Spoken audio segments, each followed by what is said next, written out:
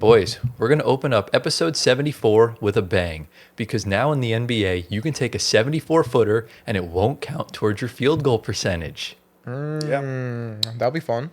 Yeah.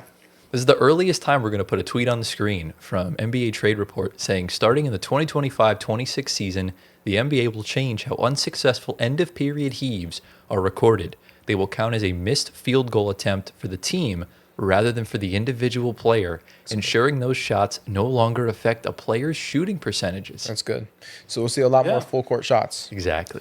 Yeah. So wait, this is 74 feet and beyond? Or? No, it was just because it's episode 74. Thought I'd just use the 74 number. It's so beyond 50 feet? Like no. what It's Anything just beyond half court. anything beyond half court. Okay, so Got it. Okay, so if they're taking a 3, it's still gonna count. Well, obviously, yeah. So I think if it's before half court. I think if it's anything that involves, like a throwing motion, or if you're really heaving? basically a heave. Okay, that's fine. Something that would warrant good. a Yeah. Serena Williams-esque grunt. Yeah, I mean, for years I always thought the player had it come off, and it did as a missed shot. So it would mess up their field goal percentage, obviously. Now I guess a lot better because players care about their stats now, I guess. They're going to cry about it. Exactly. I missed one more shot. It was a heave. Like, someone's going to complain about that going into the locker room after the game. Remember, you'd see then- it where someone makes a shot with 2 seconds left on the clock. They just inbound it and they Dribble don't it do out. anything. Yeah. We've seen Jokic do the volleyball hit with Yeah. 0.1 on the clock. Yeah. Does that count as a shot? It did, yeah. No, it did. Yeah. 'Cause, What? yeah, it did. And he almost made You could say both he of was them. passing it, though. You could say that. Yeah, I guess. exactly. But a little bit of stats That's here. cool, though, regardless. Because I saw it this morning, and I was like, that's such a weird, Shams tweet on a Wednesday morning. Shams didn't even tweet it, I don't think. He did. No, We that's did? where I got it from, yeah. Oh, I just Yeah. read it from the NBA No, Trade yeah, Report. Shams thing. tweeted it, yeah. Okay, fair enough. But a little bit of stats here from Underdog. The Heave leaders last season. Jokic was in first place with 22. The next one was Mikal Bridges with 12. And then Ann had 10, Halliburton had 9, and then MPJ, Kobe White, Peyton Pritchard, Fred VanVleet, and Najee Marshall all had 8. And there were only 12 heaves made in the NBA last year. You know what's crazy? Yeah, Mikal having 12, I'm trying to remember, because, I did watch almost every Knicks game. Well, he made the half court shot when he was on our team against you Yeah. guys, and then he made one. I forgot when. Because if we're going to lie, the whole starting 5 on the Knicks probably can't heave a full court shot besides Mikal Bridges. Yeah, that's Why? what I was Because thinking. OG probably can't get it that far. Jalen definitely can't. Why is Cat that? probably They're all, can't. they're all strong enough. They're Yeah. NBA players. No, What are you but talking about? I'm talking about making it look, or I mean, I guess. Mikal- You think Mikal's the strongest player? No, Mikal. literally the skinniest guy. I know, Yeah. but Mikal moves more freely to take a long 3/4 quarter shot. Cat, it wouldn't look right. It would just, Dude. yeah. They're strong enough, bro. Oh, they are for sure.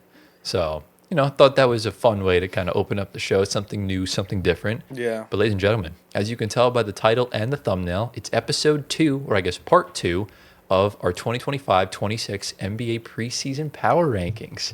So Yeah. this week we're going to be doing teams 25 through 21. 21. If you want to go check out the bottom 5 teams, the link to episode 73 is in the description below. Go watch it. Obviously, it's more of a time travel themed episode today. We have a segment where we recorded last week, but episode 73 went so long that we just couldn't really include it. So if you guys enjoyed today's video, be sure to drop a like, subscribe to the channel, get us to 8K by the start. I almost said the end. By the start of the 2025 season.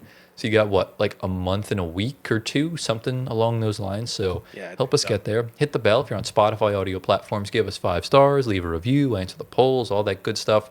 Socials down in the description below. Personal ones on the screen right here. See my guy Gio on the right-hand side of the screen. Gio, wave to the camera. Get this man to 1 million Instagram followers. Otherwise, Antoine will go bald. About 6-7 mil. Yeah. Definitely. Dude, imagine you hit that one day. That'd be insane. That'd be crazy. Get him Yeah. to 67 followers. Yeah. Do that. That's Even more that would reasonable. be that would be nice. On would be Twitter is nice. reasonable. I think I got like 4. 4 is crazy. I think you got 10. I don't know. I don't know. We can look it up. Exactly. Yeah. But yeah, we'll do our other news stories leading up, to the main segment. Shower Thoughts is back, by the way. Yeah. And guys, do we have anything to say before we dive right in? Let's go. Let's rock. Into the first segment we go. Guys, I am in a very, very, very good mood because last week it finally happened. We're going to put a tweet on the screen from Shams Charania saying restricted free agent Cam Thomas is signing a 1-year, $6 million qualifying offer to return to the Brooklyn Nets. Sources tell ESPN. Sides were unable to reach a new deal, so the qualifying offer gives Thomas the full no-trade clause, and he'll enter unrestricted free agency in the summer of 2026. And there's expected to be over 10 teams with cap space to sign him to a sizable contract. Shams went on to tweet his own tweet and said Thomas becomes the first restricted free agent to land on a deal among the final RFAs, being Josh Giddey, Jonathan Kuminga, and Quentin Grimes. Thomas averaged 24 points, 4 assists, and 3 rebounds in 25 games last season. So, yeah, he did get hurt quite a lot. So it's probably a big contributing factor as to why. So, obviously, me being the Nets fan, I'm sure you guys want my thoughts. And you're going to wait because I'm going to ask Gio first. What are his thoughts on the Nets signing Cameron Boucher-Thomas? I'm curious to see if that's the money that he wanted. What was the money that he wanted? He wanted $30 million a year. Yeah, no, And he got much less than that, right? 1 year, $6 million. well, the qualifying offer for players that are free agents are set at a set amount every year. So $6 million was the amount for the qualifying offer. Right. So he took that. Can I just flip the question back onto you? Sure. And that question is, do you think he's happy with this current situation right now? 1 year, $6 million. What do you think? Both of you guys. What do you think? Because, like... So this is kind of reminiscent of, I guess, other leagues too, is that, like, if you take the qualifying offer, it's either because, A, no deal was reached, and because you're on a kind of a prove-it deal. You're there for another year. If you prove it that you are worth your money and you go into UFA next year, you get that money, whether it's from the Nets or from another team. So if he didn't like the money that they gave him in RFA, he can probably make 100, not 100 mil more, maybe close to like 50, 60 mil more if he has a career year this year, if he's healthy, of course. I mean, 24 points per game. Like, what else is there to prove, right? I'm Cam Thomas, that's what I'm thinking. He played 25. He played 25 games. No, talking about the injury problems from previous years. That's so why. you're talking about if he stays healthy, just for this season, because we know what he can do. That's what you're saying. Mm-hmm. Yeah. Okay. But, I mean, look, this essentially puts him in a good situation, I'd say. Because think about it this way. Like Antoine said, he could have a career year, and then the Nets can give him the money he wants.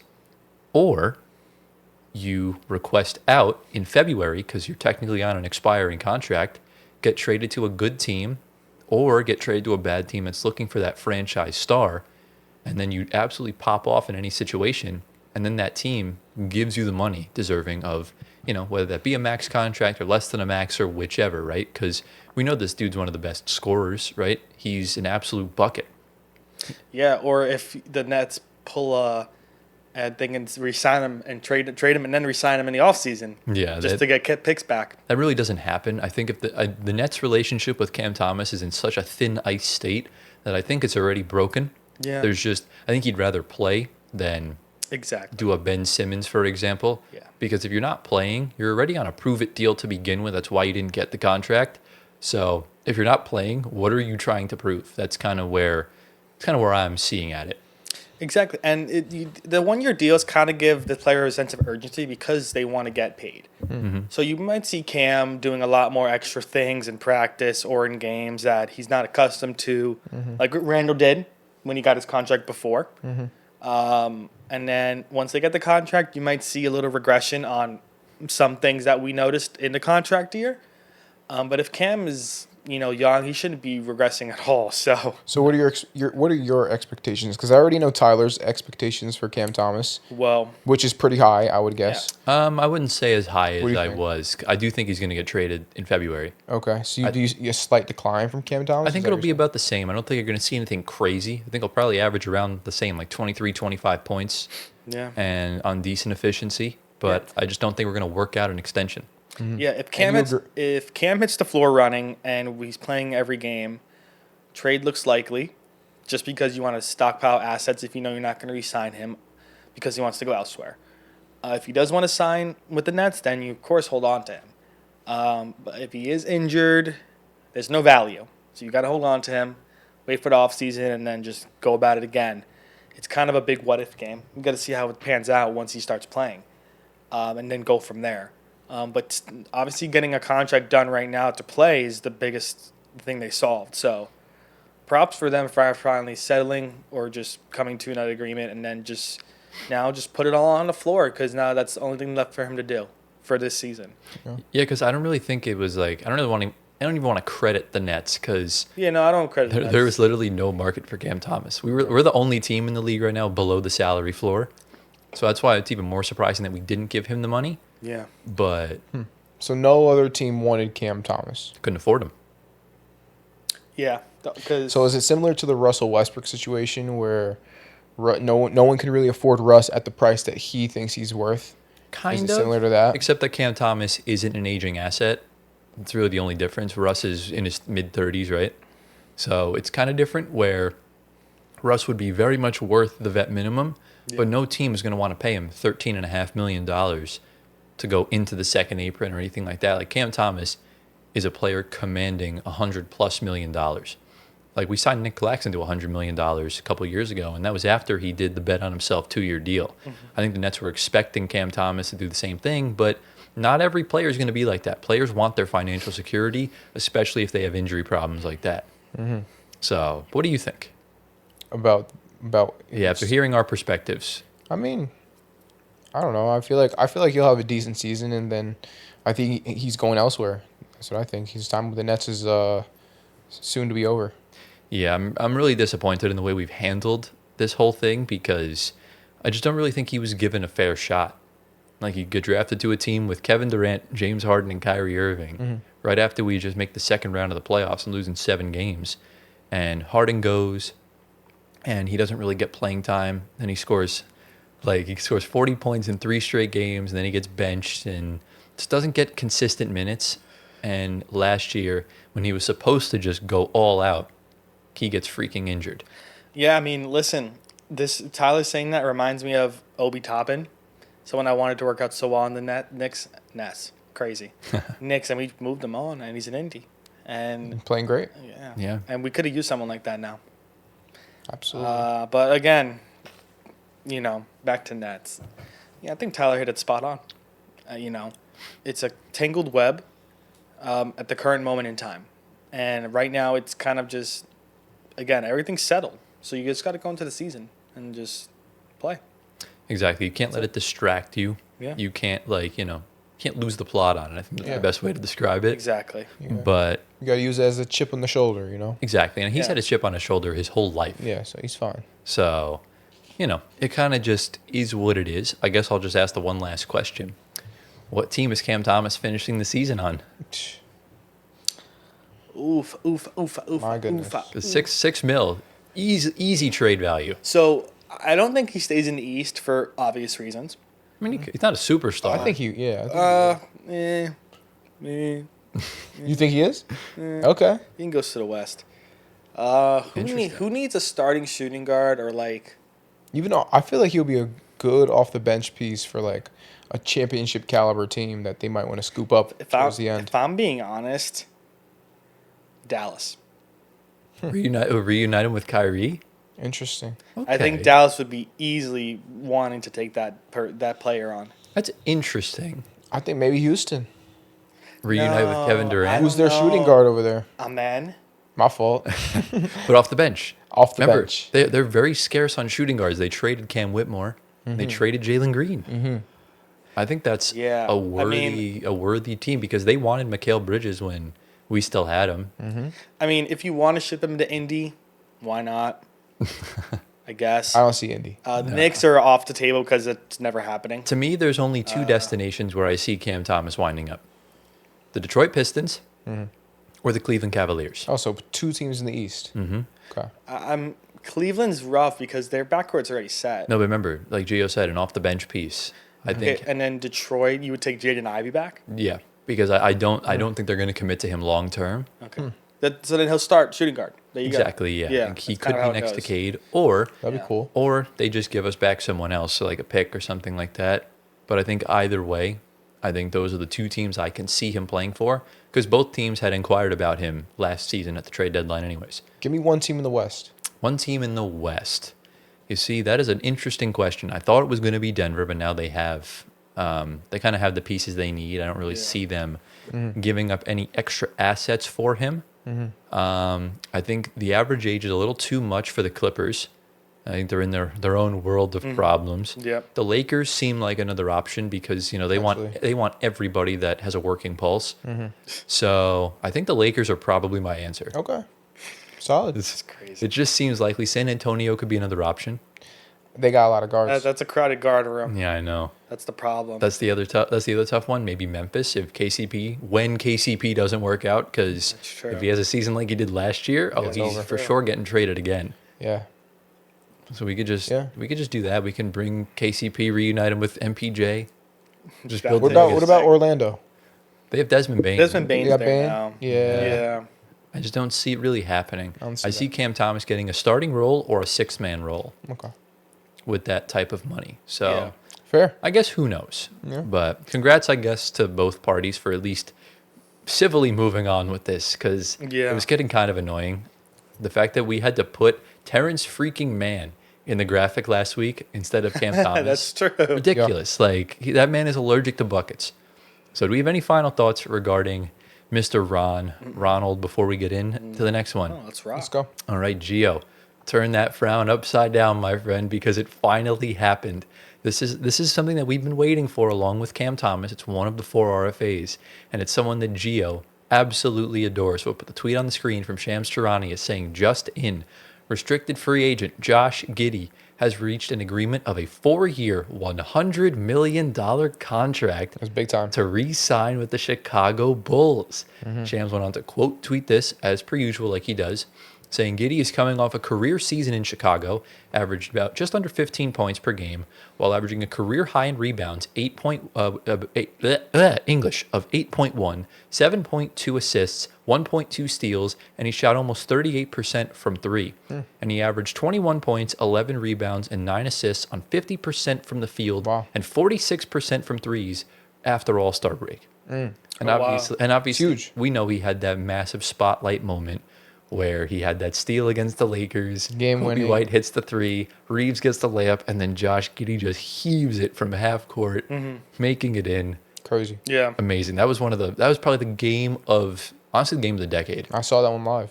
One of the better regular season games. You were there? I was there. Yeah. And I knew Definitely. it from the beginning too. So You knew it from the beginning. See, Yeah. Man. you took his crown. I did. You did. So obviously, Gio, being a Josh Giddey stan, I wouldn't say all that, bro. Like, I like Josh Giddey. I've been a huge proponent of him since the beginning because I knew it from the beginning. yeah, you did. But I'm not a stan, bro. Let's calm down on that. Okay, so But what's the question? So as a Josh Giddey apologist, as a Okay, Josh Giddey fair. enjoyer, Pause. I Apologies. guess I'll pause. take that. Yeah, as a Josh Giddey apologist, what are your thoughts on this? I know you've been a big proponent of him. Yeah, I mean, I think he deserves it. Every single penny. I think when his time in OKC, he showed flashes of what he could be. You know, and they had to get rid of him because they had all the guys that they have right now. And so fair enough, you know, SGA is obviously the better player, so of course you got to move on from him. Right. But I always thought that he was a really good player, and he was just waiting for his time, his moment to shine. You know. Yeah. And so he finally got his chance to show the people what he can do. I think he's in year 3 or 4. Year 4, I think. Yes. Because I think he played. Was it his rookie season when they made the play-in for the first time? I think so. That was when he outplayed SGA in that playing game. Yes. Yeah. And then the year afterwards, he didn't play good at all. Him and SGA didn't work together. No. And they needed a defensive fill. They ship him to Chicago. You bring Right. in Alex Caruso. It was a win-win trade. Right. Yeah. So yeah, I think he deserves every single penny, dollar, whatever, and Every Bitcoin. every Bitcoin, all that. So I mean, he is a poor man's Luka Doncic, I would say. Oh, I would agree on that. But being a poor man's Luka Doncic is still insane. You know Oh, what I mean? for Because sure. Luka's that type of talent. So Exactly. he's gonna do good work for the Chicago Bulls, and they're gonna need it. So Yeah. yeah. All right, Antoine, I'll ask you this. A lot of people are not liking this contract, calling it an overpay, too many years, everything of that nature. What are your thoughts? Are you in agreement with the comment sections, or are you in agreement with Mr. Squiteri over there? No, a 4-year $100 million is pretty average for what he does. I think that's spot on. I wasn't he commanding like 30 plus mil last year when he was before he got traded? No, he just got traded, and the Okay. Thunder just didn't want to pay him when the time came Yeah. because they needed defense. I mean, listen, for Giddey's age, 4 years is nothing crazy. He did prove this year that he can run that backcourt with Kobe White. And, of course, I think it was a marriage meant to be with them. It just worked so well for him. Yeah. And $100 million is what Nick Claxton's making, right? Yeah. As a center on the Nets, 4-year, $100 million he got. Same To thing. my knowledge, I'm going to look it up right now, but I know Claxton's on a 4-year 100. I know Draymond's on a 4-year 100. Yeah. Yeah, if Draymond's making that money, come on. No. Let's be real. but look- Giddey's the better player at this point in But the look, career. all three of them are better than Grant Williams. So, anyways, you were saying. I will say Giddey Very is true. Giddey is definitely a 20 mil plus player. I think he would fall in the mid to low 20s, which is he got right in smack in the middle. So I don't have an issue. If he went over 30 mil, I would say, all right, what are we doing here? This is a little questionable. Right. I think 25 is a great benchmark for him, and for what he does Yeah. in Chicago too, of all Yeah. places. Yeah. Which is kind of in a state of mediocrity right now. We'll see what happens. I have no issues with that. It's not an overpay. It's a correct pay, Correct valuation, I would correct say. valuation. Right. I think Way to Giddey's describe it. worth 20 to 25. Absolutely, and I'll tell you why. He's an oversized guard, and he's Yeah. very efficient, Yep.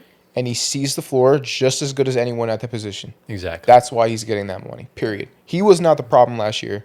It was the other people around him, besides Kobe White. He's also Exactly. not a part of the problem either. The two of them Those are two insane. guys, they're not the problem. No. Everyone else is. So Chicago needs to figure it out. At least they locked up Josh Giddey for these 4 years. Now they got to figure out the rest of it. So Yeah, because I mean they're in okay shape. They just don't have a good front office. That's kind of my biggest concern. Yeah. And I think you have a mediocre front office with a coach who has potential but is also kind of past it.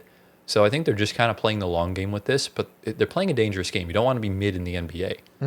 But I think we should do our due diligence here and look at who around him is getting paid similar Yeah. money. So this is just estimation because we don't know the exact value yet. But he's expected to make about $22.3 million next season. So 25, 26. So looking at the players making around $22 million, you're looking at guys like Aaron Gordon, DeAndre Hunter, Carl Kuzma. Don't ask me why he's getting that type of money, but he's on there. disgusting contract. Some of the guys that are a little bit below him include Cameron Johnson, Norman Powell, Jared Allen. So those are guys that I think are better than Josh Giddey, but they're on the last year or two of their contracts, You so they're think due to Cameron get Johnson's more. better? I think for the role he's going to play with Denver, I think he will have a better season, yeah. I would He's say not carrying the weight Josh Giddey's carrying. That's why. Right. Giddey's better than Hunter right now. I would say he's Health-wise. better than all those guys. Not I Allen, don't think he's better than Aaron Gordon. not Aaron Gordon. No, not Aaron Gordon. I'm Yeah. talking about the other guys The other guys below. below him. Yeah. So you're looking at guys like Cameron Johnson, Norman Yep. Powell. Yep. But again, these guys are on the last year of their contract. They're going to get higher contracts, Right. in the Okay. next year or two. Looking Fair. at guys above him, you're looking at guys like DeMar DeRozan, both Bridges, Mikal and Miles, Nick Claxton, like I said, Draymond Green, Terry Rozier. But again, those are expiring Terry contracts. getting that much money? Insane. Yeah. That's crazy. Yeah. I mean, I think he's obviously better than Terry. I think at this point in his career, he's also better than DeMar DeRozan. And if we're looking kind of like Yeah. more deep into the, like the third and fourth year of this contract, he's projected to make anywhere between $26 and $27 million. And then you're getting paid in the realm of Jalen Suggs, Devin Vassell, Alex Caruso, Okay. like those kind of players. That's fine. And I think it's totally fair. Like Jared Allen will be making more money. He's making like 32 in 2027. Looking at guys like fine. Derek White, Alperen Şengün, Jalen that's- Brunson's making about 43. That's the legit. higher end of that. So I don't think this is as bad as people It's not. say it is. I think him and Kobe White essentially work as a backcourt duo because, look, what? Kobe White is on ball. Giddey's the playmaker. And I think with the development of Matas Buzelis, hopefully it keeps going along well. And I think they'll trade the rest of the guys like Vooch, Patrick Williams. We'll just have to see. Yeah. But like I said, What is his overall in 2K? I'm Josh just Giddey? curious. Yeah. let me see. That wouldn't that be interesting to see? Like, I'm gonna guess 85 plus. 85 plus. Can I, I hope. filter by Chicago Bulls? I clicked the Cavs. My fault. Bulls. I hope 2K gives him his credit here. So Josh. What do you think, Giddey. Anthony? Quick, before you says I would it. say 86. You said what? He says 86, You said what though? 85. He's 82. He's the second highest on the team That's not bad. because I do think Kobe White's the better player and he's 83. Fair. So Kobe White's 83. I think Yeah. 82 is a little low for Giddey. Yeah. But, It could always go up during the season. exactly. I mean, you told me 21 10 or 11-9. Yeah, but that's after the All-Star It's break. it's in a month and a half span. I need to see that a whole season. But 2K updates their Right, things but- pretty frequently. But I think going into this season, you're looking at the entirety of last season. You're right. Exactly. So yeah, like I said, I think he'll be good for the Bulls. The Bulls will not be good for him. That's kind of the way I look at it. Yeah. So that's why the contract might not look the part, but it's fine. Yeah. Trust me, in 3 years when Luka and Wemby are signing $500 million contracts, any team would be gladly willing to pay that. Yeah. Exactly. So congratulations to Josh Giddey. Yeah. Right now, we're still waiting on the other two. I think it. Kuminga's, I think he will take the qualifying offer, and who knows what's going to happen with Quentin Grimes. We'll just have to see going forward. Yeah. Yep. So do we have any final thoughts before we get into shower thoughts? No, let's rock. All right, so I accidentally said shower thoughts. That's going to be the segment afterwards. This is the surprise segment, the one that we recorded, 2 weeks ago? And it's essentially part 2 of Bleacher Report's Every Team's Mount Rushmore. I explain it, once we get into that segment, but I just wanted to let you guys know so we're not like clickbaiting anything. So we're going to send you back to last week for the next 20 to 30 minutes, and we'll reconvene afterwards with shower thoughts. Welcome, ladies and gentlemen, to part number 2 of every NBA team's Mount Rushmore. So obviously Bleacher Report posted an article. They polled all their team of writers and journalists and stuff like that to name every NBA team's 4 best players in the 21st century. That's right, 21st century. I don't want to be hearing where's Jordan, where's Bill Russell, where's John Monken, if you know, you know. Where's all those players from back then? This is about the now, 2000 to 2025. Who are the best players in each of the teams? So obviously we did this last week for the East. If you want to go check that out, link to episode 72 is in the description. Go watch it. Today we have the better conference. It's just the truth, the West. So we're going to go through the Western Conference teams. These guys are going to try their best to guess who is on there. And hopefully Antoine didn't cheat and look at the I Bleacher didn't. Report article. Okay, good. I didn't. We have some breakthrough here, Gio. Finally. It's about time. So Get out of here. do we have any sort of questions, comments, concerns before we dive into the first team? Yeah, Let's go. Let's rock. All right, let us know down in the comments. Who's the Mount Rushmore in the 21st century for your favorite team? And let us know at the end who are some of the biggest snubs. We're going to go in alphabetical order here. And we're going to start off with the Dallas Mavericks. Who goes first? I'm thinking of a number between 1 and 10. Whoever gets it or is closest will go first. 6. I was going to say 6. So I guess I'll say 4. It was 3, so you win. So, Gio, who is on the Mount Rushmore for the Dallas Mavericks? Just give me the first 4 names that come to mind. 21st century. So I'm going to go with Dirk. I want to say Luka. I want to say... Do I want to say Nash or Kidd? It's one or the other. I guess I'll go with... You can go. I'll go with Kidd. You can go both. We go with Kidd, and then I'm going to go with maybe one more player. Gotta push you for an answer here. Gotta push you for an answer. Give me something. All right, let's just say Jason Terry, even though it's way off. All right, so you said who again? So you said Dirk Nowitzki, Yeah. Luka Doncic, Yep. Jason Terry, Yeah. and who was the 4th person? I wanted to say Kidd. Okay, so you said Jason Kidd. You got 3 right. Okay. So Dirk Nowitzki is a yes. Okay. Luka Doncic is a yes. Okay. Jason Terry is a yes. Really? Yep. Okay. And the 4th one you were never going to get. Okay. This man has survived on this roster through the Luka Doncic era, through the Dirk Nowitzki era, just about any era. It is Dwight Powell. Oh, what? Wow. Yo, get bro out of here, bro. Hey, I wanna respect see Dwight Powell, man. Nah, no respect, bro.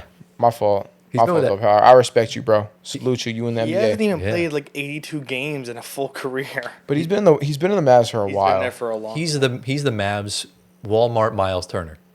Yeah. Yeah, but it's like he's not that good. He's not. He should have but- been. He was high when he first got drafted, like pretty like high up on their like radar for like being good. Yeah, essentially. Just too many I injuries. guess. But Nets legend Jason Terry. Yes. Shout out. Goat. Luka, Dirk are musts. Yeah. I guess Terry's deserving of being on I here. thought Yeah. he would be. I thought they were going to go more along the lines of like a Jason Kidd or a Steve Nash, Yeah. or maybe even They weren't there for long enough. Yeah, not long enough. So Or maybe even Shawn Marion. Shawn Marion was another notable snub here. Yeah. So not too bad. So Antoine, are you ready to get into your team? It's Gio's favorite team, the Denver Nuggets. Oh god. Okay, so should be Jokic. I thought the Warriors were next. I don't know why. Yeah. That's why I said Gio's favorite team. I will say Jokic, Yep. Jamal Murray, Okay. Carmelo Anthony, Okay. Ooh. and Ty Lawson. Ooh. Ooh, that's deep cut. Interesting. I want to say I agree with everything, but I want to throw in J.R. Smith instead of Ty Lawson. Or maybe Allen Iverson. One or the other. Oh, but Okay. What's your Really? final? Yeah, that's our final answer. Yes, those are your final answers. that's my final four. You both got 3 right. Okay. Oh, So wow. Jokic, Murray, and Melo are quite clearly the 3 best Nuggets of this generation. It is not J.R. Smith. It is not Allen Iverson. Is it a big man? It is not. It is technically a big man. Al Harrington. No. Wait. Come on, you know this. It's a big man. Come on, What's his name, bro? Oh, is it Alex English? No. dude. 21st century. I can't think of his name, bro. The correct answer is Aaron Gordon. Oh, course. wow. I wasn't thinking of him, but Who are you thinking that makes of? sense. I was thinking. You're thinking like Kenneth Fareed? Oh, Yeah, I was thinking of one of those guys Or because they were there for a long time. Yeah, no, it's got to be Gordon of Aaron. I mean, I bro. love Gordon Really? Aaron. Gordon Aaron. Gordon of Aaron. But no, I feel like he wasn't there long enough. But He's That's been- interesting. He got traded. He got traded there in 2021, and is already he literally put his seasons. career on the line in Game Yeah. 7 and ball. that's fine. Yeah, they won the So- chip. They won the chip. Exactly. It was the most perfect trade, perfect roster fit. Obviously, Jokic and Murray, insane. Carmelo Anthony, insane. Yeah. Just sucks he had to ruin his career after leaving that team. Yep. And go into the worst franchise in the NBA. But it's okay. You know, we're not going to hold him too accountable for it. He's going into Raptors soon. I don't know if he'll go. He'll probably get in the Raptors at Paul Arena. You should. There'll be 2 And, 15s up there. and so should the Knicks, too. Do you think they will? It's number 7. No one wears number 7. I mean, fair. Yeah, it's understandable. Yeah. So, not too bad. Now, ladies and gentlemen, it's time for Gio's favorite team, the Golden State Warriors. This is Wrong. easy. This should be quite easy for you to nail down. Is it me? It's you. Okay. I can name all 4. So it's Curry, Clay, Draymond, and Kevin Durant. There you go. Okay. Curry, Clay, Draymond, Kevin Durant. You got 3 right. This is ridiculous. Oh, wow. What is it? Kevon Looney? Nope. Get out of here. It's a, what is- it's a different player that won a Harrison championship with Barnes? the team. No. Who's wrong? Andrew Bogut. The Durant guess was wrong. Really? Okay, I'm sorry for peeking, but that was ridiculous. So Steph, Clay, and Draymond are quite clearly there. But remember, Kevin Durant was only there for 3 seasons. But he has 2 Finals MVPs. But this other guy has a Finals MVP. Oh, Andre That's Iguodala. Andre Iguodala. Nah, he doesn't deserve it. He No, doesn't I deserve it. want Iguodala. You know who doesn't deserve it? Draymond. Get his ass out of there. Okay, definitely. Get him out of there, bro. That's crazy. No KD. Nah, that is crazy. Kevin Durant, if they didn't have Kevin Durant, they wouldn't have won. Actually, nah, that Cavs team was pretty bad. But even if they didn't have Kevin Durant, I still would have those 4 over him. Really? Because think about it this way, right? He goes there, they win 73 games and blow a 3-1 lead in the finals. Then you win. Then you win against an awful Cavs team, and then he gets injured and leaves. So Iguodala was there, won a finals MVP, left, then came back. I don't think he was on that team in 2022, but then he came back afterwards and retired with the team. So Yeah. I guess. shout out Iggy. Got to show love to Iggy. Fair enough. So not bad. All right, Antoine. It's time for Gio's new favorite team, the Houston Rockets. Who was on their Mount Rushmore again? This is a tough one. God. I know what it is, though. I know who it is. So what you got, Antoine? Give me the first 4 names that come to mind. There's at least 2 obvious ass ones. Yes. I want to go with T-Mac. I want Okay. to go with Yao Ming. Okay. Russ. No. Are you kidding me? Dude, he was there for a year. Harden. Of course. And I don't know how that wasn't the first name out of He his said mouth. Russ before Harden. That doesn't make sense. I don't know. You said T-Mac and freaking Yao Ming. T-Mac, before. Yao, Harden. I want to throw. Give me one name. I could throw. Jalen Green. I could throw Şengün in there actually. No, bro. No, don't do Şengün. I know. Am I missing a legend? For that franchise, yeah, I'd say think so. Franchise keyword. Give me an answer. Just give me Is someone. it Hakeem? Dude, 21st century. 21st century. Just say someone. Can I say one? Sure. You say it. Is it Stevie Franchise? So is that your combined Oh. guess? Stevie Francis? Okay, I So got you're it, going yeah. with Harden, Yao Ming, Stevie Franchise, and T-Mac. T-Mac. Yeah. You got 2 right. Oh, wow. Oh. So- who are the 2? James Harden and Yao Ming Is Dwight Howard are on there. It's not Dwight Howard. Do we know these players? You know both of these players. Oh wow. I don't think you're going to get them, though. Oh, So I'll reveal them right now. It is Clint Capella. Clint Capella, Wait. and you're a bad Shane Battier fan, Shane Antoine, because Battier. he's the other one. Yeah, don't know I get Shane it. from here. I think, I still think T-Mac should definitely be on this. Oh, I think so, too. over both Shane and Clint. Definitely over Batty. I think Capella's. I think he's hella underappreciated. I think For so, too. Houston days? Oh yes, He played there for like 10 years. he was so good. He's still good now. It's just that he's Yeah. not in a good spot. Yeah. But Okay.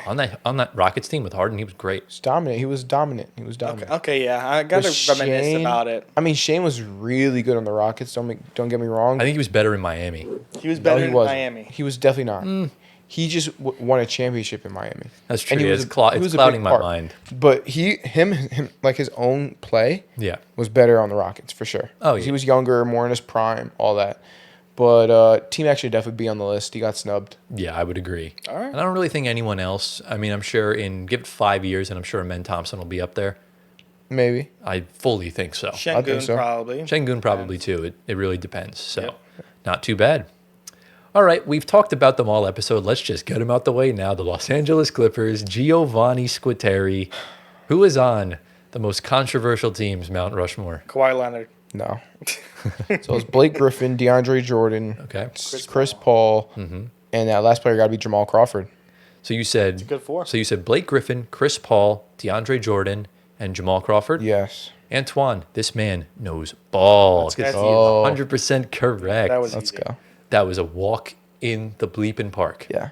It's a I lot was thinking about Kawhi Leonard, but he didn't play enough over there. If the Clippers had won either in the bubble or in 2021, I think they would have. You could have made the argument to put both Kawhi and PG For on sure. there. But But they didn't win. things happen the way they Yeah. happen. I just find it funny that Chris Paul prevented them from winning, from going to their first finals. So He did that. shout out Chris Paul, man. Absolute legend of the game. Shout out, bro. Better than Gio's favorite Psych. player. Listen, this is Lob City right here in its prime. It is. It really is. Yeah. Beautiful. It's actually crazy. Yeah, this Nuts. is one of the best teams growing up. Also, dude, we got 3 Nets legends on here. That's crazy. Whoa. Nets legend Blake Griffin, Nets legend DeAndre Jordan, and Nets legend Jamal Crawford. If only Chris Paul went there. I would have loved to have Chris Paul on the Nets. Dude, prime Chris Paul. I would have been his biggest fan. Yeah. So, Fair you know, enough. it is what it is. Yeah. Antoine, this should be another easy one for you. All right. The Los Angeles Lakers. Oh, wow. Okay, so Kobe. Okay. Don't mess this up, bro. Dude, he said Kobe, and then he started seeing numbers. You know those math memes? Yeah. I was going to say Shaq. Dude, don't mess this up. That's all I'm gonna say. Kobe, LeBron, Okay. AD, Okay. Jody Meeks. You messed up big. What the? Jody. Wait, are you being serious? LeBron, AD, Okay. Kobe, Pau Gasol. Okay, Gio. I said What is- Shaq. Okay. You want me to say the whole Wait, list? is Say- Shaq say supposed to you're- be there? Listen, so it's Kobe, it's Shaq, it's Pau Gasol, and it's LeBron. Antoine, they three-peated from 2000 to 02. So I did. Shaq was right. So why are you guys telling me Shaq was wrong? I didn't say We didn't say anything. Shaq was Oh, wrong. I just said don't mess Then this up. Shaq then over AD then. Okay, so so what's your final guess? It's It's Kobe, Kobe, Shaq. Pau, LeBron. AD's off that list. Right? Yeah. You got 3 right. So 80's on there. No. Oh, Kobe, Who the Shaq, and Pau Gasol are correct. Kobe, Shaq, Pau Gasol. LeBron is not on. It is not So LeBron James. It's not AD either. It is a different player that not. won a ring with the team. It is Derek Fisher. Wow. I That's don't kind of know ridiculous, about honestly. Yeah. I think that's a bunch of malarkey. I mean, I'm on the fence with even putting LeBron on here. I'm not. Because He won a he chip. hasn't done anything. He You won a chip. Yeah, but he won the chip. But in Disney World. they missed. Okay. They missed 2 or 3 playoffs and got bitched by Nikola Jokic in the other 2. But they still won a chip. Right. They still won a chip. And it's Derek freaking Fisher who averaged less than 10 points in every He's starting season in point his guard. career. yeah. Okay. Point guard. Did he win more rings though? Yeah, he has more. Yeah, rings. it's probably why they put him on Oh here. my gosh. I mean, Kobe, Pau, and Shaq are musts. I guess. They have to be, because Shaq has 3 Finals MVPs, Kobe has 2, and Pau's got 2 rings. Yeah, So it's a must. that's fine. Lakers fans, there's probably a lot of you. Let us know in the comments who should be that 4th spot next to Kobe, Shaq, and Pau. Yeah. Let us know. Interesting. All right, G, ready to get into the next team? Let's go. The Memphis Grizzlies. Oh, it's going to be a tough one. This is a very tough one. I'm Oh, not even gonna lie to you. wow. All right, so I want to say Michael Conley, Marcus Gasol. Okay. I want to say Zach Randolph. Okay. Last one. And I want to say... Tony Allen. I was thinking about that Tony Allen. Rudy Gay. Maybe Rudy Gay. Need an answer. I'll don't go with think- Rudy Gay. Going with Rudy Gay. All right. So Conley, Randolph. Who was the third name you said? It could be Powell. Marc Gasol. Oh, Marc Gasol. And who was the last guess? I want to say You said Powell. Rudy I want to Gay, say right? Pau Rudy Gasol. Gay. You I'll wanna say- take Rudy Gay off. I want to say Pau Gasol. Okay, so Pau Gasol. So Conley's correct. Zach Randolph is correct. Marc Gasol is correct. You should have listened to Antoine because No. Tony Allen. It is Tony Allen. Yeah, Yep. it wouldn't be Powell. I was thinking of Tony Allen, but I was Tony like, Allen he should didn't be. really have enough offense. But The that defense was great. his defense alone is just all-time levels of Yeah. insane. But we do know Pau Gasol was there for a few years. for sure. Yeah. But maybe that was wasn't that kind of like prepubescent Pau Gasol? He was still That's what I was gonna dominating. say. Yeah, he was still dominant, but like not like Lakers Pau Gasol. There's levels to this. Yeah, that's what we just did, Powell. I think Lakers. I Yeah. don't know. No, it's tough because I mean Mike Conley, Zach Randolph, Marc Gasol. I think Rudy Gay also deserves to be on here. Yeah. I would take Rudy Gay over. Prime Tony Rudy Allen. Gay was goated. Bro, he was averaging like 23 points a game on the Oh, he Grizzlies. He was on the For Grizz. sure. Yes. He was cooking. So shout out Rudy Gay. So not too bad. Ready to get into the next team, Antoine. It is time for Cat's former team, the Minnesota Timberwolves. Oh, you should no. get this. Oh no. This is a very tough one. No, this is actually quite easy. Rudy get this. Rudy Gobert. Okay, Excuse me. Dude, are you serious? Anthony Edwards. okay, Kevin Garnett. okay. Dude, are you really saying Rudy Gobert? You're dead serious? Oh my gosh, this guy's brain dead. Could be right, bro. You never know. It's Rudy You Gobert. almost said Rudy Gay. I almost did. Anthony Edwards, Rudy Gobert, Kevin Garnett. Dear God. You're forgetting a key player here. I can say it. Kevin Love. Yes. There you go. Okay, Wait. you got Kevin Love. you got 3 right. Who's wrong? Definitely Rudy Gobert, So bro. it's Kevin Garnett, it's Anthony Edwards, it's Kevin Love. I literally said it when I introed the team. Whose former team is it? Okay. It's Karl Anthony Towns. That's crazy. You're lost. Right after I You're said lost. Cat's former team, I'm like, why'd I just give him an answer? And he didn't say it. It's Rudy Gobert should be on. He was there for one season, bro. Maybe 2. One? Was it 2? Rudy Gobert got traded in 2022. So he was on the Timberwolves for how long? This will be his 4th season in I think Minnesota. Rudy's impact on Minnesota is heavens more than Cat. And I'm. Cat was there for like Dude, Cat almost was, a there decade. for, Cat was there for like 10 or 11 years. Are you sure? Yes. Cat got drafted in 2014. Oh wow. Okay. Yeah. I'm thinking it's a lot sooner than that. Yeah. All right, never mind. Cat, I love you. Like, to look, death. super impressive that Rudy's anchored that defense to 2 conference finals, but Cat's is still more impactful Okay. from fair. what he's done. Yeah. Multi-time All-Star. He dropped 60 in a game. So, yeah, and then obviously Kevin Love, Kevin Garnett, and Anthony Edwards Yeah. musts. Not even a thought in my mind. Yeah. So ready to get into the next team, Gio. The New Orleans Pelicans. This also counts as the New Orleans Hornets Oh. Okay. Okay. and the New Orleans Oak Hornets What? when they played in OKC. Oh, Really? what? Did you not know that? No. It was the New Orleans and Oklahoma City Hornets back for like 1 or 2 years. What years was I that? think like 07. That's so stupid. Yeah. Anyways, I think that was their proof of concept before the Thunder came around. okay. So, but who's your guess? So it's gonna be Chris Paul. Okay. It's gonna be AD. Okay. I want to say Zion, even though he gets hurt every year. Okay. I'm gonna Who's put the him in last there. guess? I'll put him in there. And my last guess. Oh man, It's a deep cut one. my last guess. know on you the got this in you. Hornets. I know you is got this. David West. So you said Chris Paul, Anthony Davis, Zion Williamson, and David West. Yeah. Antoine, unfortunately, Gio's right again. Woo! I'm insane, bro. That was a- You would not have gotten that. No Not, chance. not David West. No Yeah. chance he would have No. got David West. Let's go. So your boy Chris Paul making 2 Mount Rushmores. Yeah, he's doing Let's good. He's doing go. good. He's doing good. I love Chris Paul prop just because it pisses him off. I hate Chris Paul. Yeah. Anthony Davis looks like a pretty lady there. What? A pretty lady? The long Bro, hair is kind of giving it off. Yeah, a I little don't bit. know, bro. That might be the craziest out of pocket thing. You like ladies with unibrows, huh? That's crazy. And facial hair. Yeah, that's With a interesting, bro. thick beard. I might have a That's lady for crazy. you, bro. Yo, Yeah. I can't find Zion's chin, bro.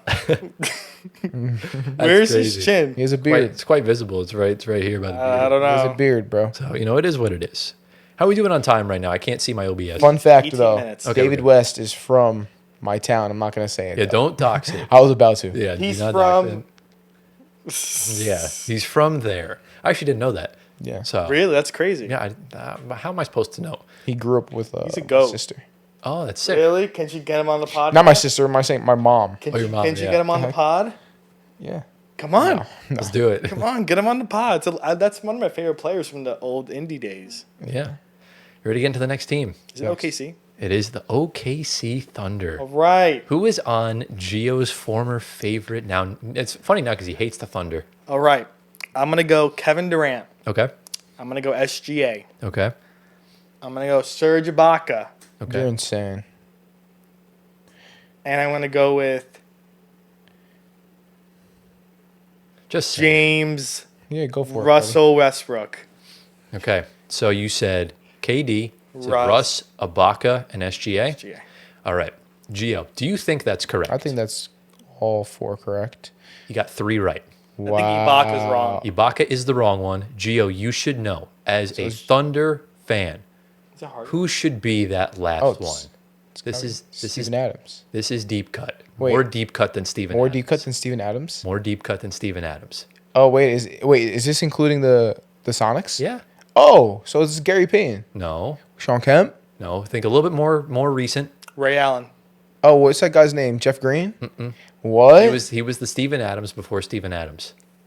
Nick Collison. It is Nick Oh. Collison. I Yes, was gonna say sir. that.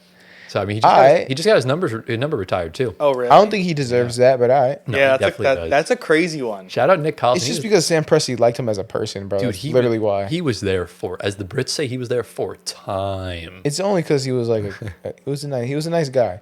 But I think Steven Adams is a much better player, and he played there for a decade. So I think Adams deserves it. That's fair. I mean, Nick Collison played 910 games for the franchise. Oh, wow. Yeah, but bro was so mid, it's Dude. insane. 910 games. His best season was what, 6 points a game? Yeah, but like Probably. Steven Adams and Serge Ibaka combined for just over 1,000. And Okay. Collison played in 910. Shout out Nick Collison, man. Shout out, bro. Shout out to bro, yeah. Shout out to bro. Shout out to Nick. All right, Gio, you ready to get into your next team? Let's go. The Phoenix Suns. All right. This should be pretty So I don't know, man. No, this is. But this it's is, obviously Nash and Stoudemire. okay. Oh man, Devin Booker. And imagine it's Chris Paul again. Devin Booker. If they won, he would have for sure been on there. Probably. DeAndre, nah. I'm not. Yeah. Oh man. One more. Come on. Trying to think of a more recent. Maybe Shawn Marion. Could be. I'm gonna go with those 4. So you're going for Nash, Book, Shawn Marion, and Amari Stoudemire. Correct. You were so close to getting it wrong. I'm insane. Wow. I'm insane. Yo, Gio, that's 3 in a row for 4. I'm insane, 4 for yo. 4, man. Dude, I'm feeling myself. It's the Brock Purdy in me, bro. This kid is absolutely dialed in. Listen, you named the 4 for 4 at Wendy's. No, he's got to get one more perfectly direct to get 4 players right 4 times in a row. Then I get a free 4 for 4 from Anthony. Antoine will Thank buy you, you Anthony, Wendy's, for buying yeah. me a 4 for 4. I would love Nope. you, Anthony. You're the best. Antoine will buy you Wendy's if you get the next one right. Thank you, Antoine. I don't even think a 4 for 4 exists anymore. a Well, biggie bag. whatever it Biggie is. bag, Give me a man. biggie bag then. I don't care. Are you ready, Antoine, for your next team? The Portland Trailblazers. All right, so we got Dame Time. Okay. We got Brandon Roy. Okay. Interesting, yeah. We got I know who the last 2 are. LaMarcus Aldridge. Absolutely. Okay. One more. And I Don't miss this guy. want, is it a center? No, I'm not going to say helping nothing. I'm thinking back to the Wesley Matthews days. Oh, you're cooked. Oh, I thought- it's recent? As I soon don't know. as soon as he asked the center, I knew his mind went right to Greg Oden. No, not Greg Oden. Just Definitely. give me an answer. So Dame, I said Dame. Dame Roy LaMarcus. Aldridge. I'm going to go Wesley Matthews. Hell no. Gio, I'll who tell is him right. it? It's CJ McCollum. It is CJ McCollum. Ah, Come How on, did you bro. forget him? damn it. Come How did on, you bro. forget him, bro? I should have known that. Yo, Brennan Roy looks like happy and sad at the same time. He's got an upside down smile. That's actually insane. It's crazy. I've never seen that before. But I love that the picture that you guys are seeing on the screen right now of LaMarcus Aldridge, there's a meme of him in the Nets jersey, and it says LMA, and then it says O at the bottom. So when you see something funny, you type it's like all grainy and stuff. It's funny as hell. So shout out LaMarcus Aldridge. Shout out them. Ready to get into the next team, Mr. Gio. Let's get 4 for 4, This bro. is for Antoine to buy you a 4 for 4. The on, Sacramento Kings. Ooh. And I do think you can get this. You are capable. Oh, man. You got to do it. Ooh, this is rough. Go for it. He's going to take an L like he always does. I might Go for actually it. take an L Just here, go. bro. Don't think. Just go. All right, this is Jason Williams. This is Chris Webber. Okay. I want to say Vlade Divac, bro. I think it's Vlade Divac. I'm going to keep him in there. Okay. And I want to say De'Aaron Fox. Going with them. All right, I'm going to go with those 4. All right, so you said Weber, Divac, Fox, Jason Williams. and Jason Williams. You got 2 right. Oh, my God. Is this So- a bonus? No, it's not. So I'll just reveal them to you right now. It was Mike Bibby Oh, I forgot about Paige. and Peja Stojakovic. Gio, what happened? Dude, I know all these players. It's just like I thought. Your mind was clouded by De'Aaron Fox. I thought De'Aaron Fox would deserve it. Nah. He's been there for a while. First-round appearance. And they lost. I guess, yeah. Yeah. So it's unfortunate. I mean, I think Jason Williams gets it over Mike Bibby, if you ask me. BB was great on there. He was good. I think it's a pick 'em, to be honest. I'm I'd take fine with Jason either Williams. or. Peja has to be on here. You think so? Yes. Page is one of the most disrespected role players like ever. Yeah, he's a solid player. So good, man. And then Divac Dang and it, Weber. bro. Weber's a Hall of Famer. Divac, I think This was a also tough might one. be like borderline. Can't lie, this was a It was tough one. tough. It sucks that you're not getting the next one because Antoine, this is a walk in the park for you. The San Antonio Spurs. Who you got? Gosh.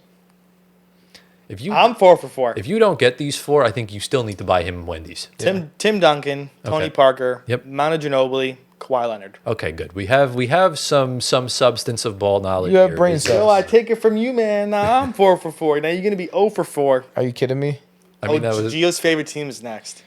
quite the easiest one. I think that's probably the easiest Mount Rushmore to guess Yeah, in franchise history. So that one's pretty quick. And I think we have our final team up next, Gio.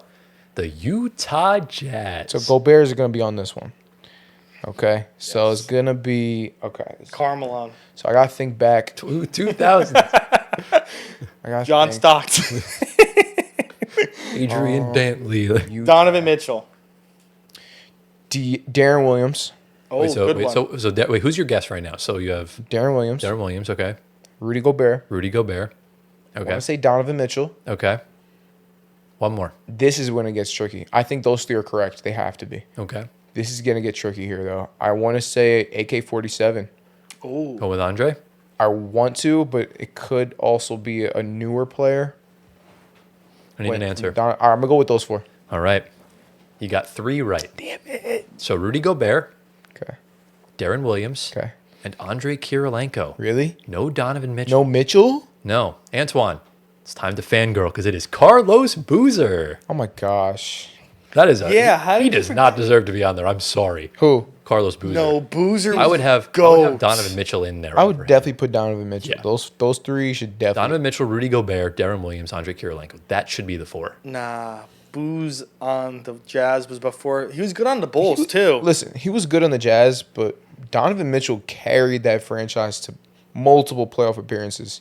Their So he definitely deserves that it. 2-man game was great. It just sucks that they couldn't get it done in the second round. Yeah, I mean, and he was there for like a good 5 to 6 seasons. Yeah. And he was young and he was carrying that team. I think he definitely deserves it. I don't remember if was he there before Rudy or was he there after? He was with He Rudy. was there Oh, after. they got there at the same a little time? after. Yeah. No, he was there after Rudy, but he was playing They with were around Rudy the for same time. a good amount of Exactly, like 3, yeah. 4 seasons. That Jazz team when they had the 1 seed in 2021, as a Nets fan that year, that was the team I was most scared of. They're good. Think about it. Mike Conley, Donovan Mitchell, Rudy Gobert, they had Bojan Bogdanovic, they had Royce O'Neal, they had Derek Favors. That team was good. Team was stacked. Yeah. That team was very good. Yeah. And Joe then Ingles, don't forget about Joe him. Ingles, yeah, I forgot about Joe Ingles. Yeah, that was prime. But you look back on it, the teams they ran into. That Dallas team was really good in 2022. Yeah. The Suns team the Clippers team, sorry, in 2021 was really good. Yep. So it's unfortunate, man. And obviously the Nuggets knocked them out in the bubble after blowing a 3-1 lead. Yeah. But I think I deserve that.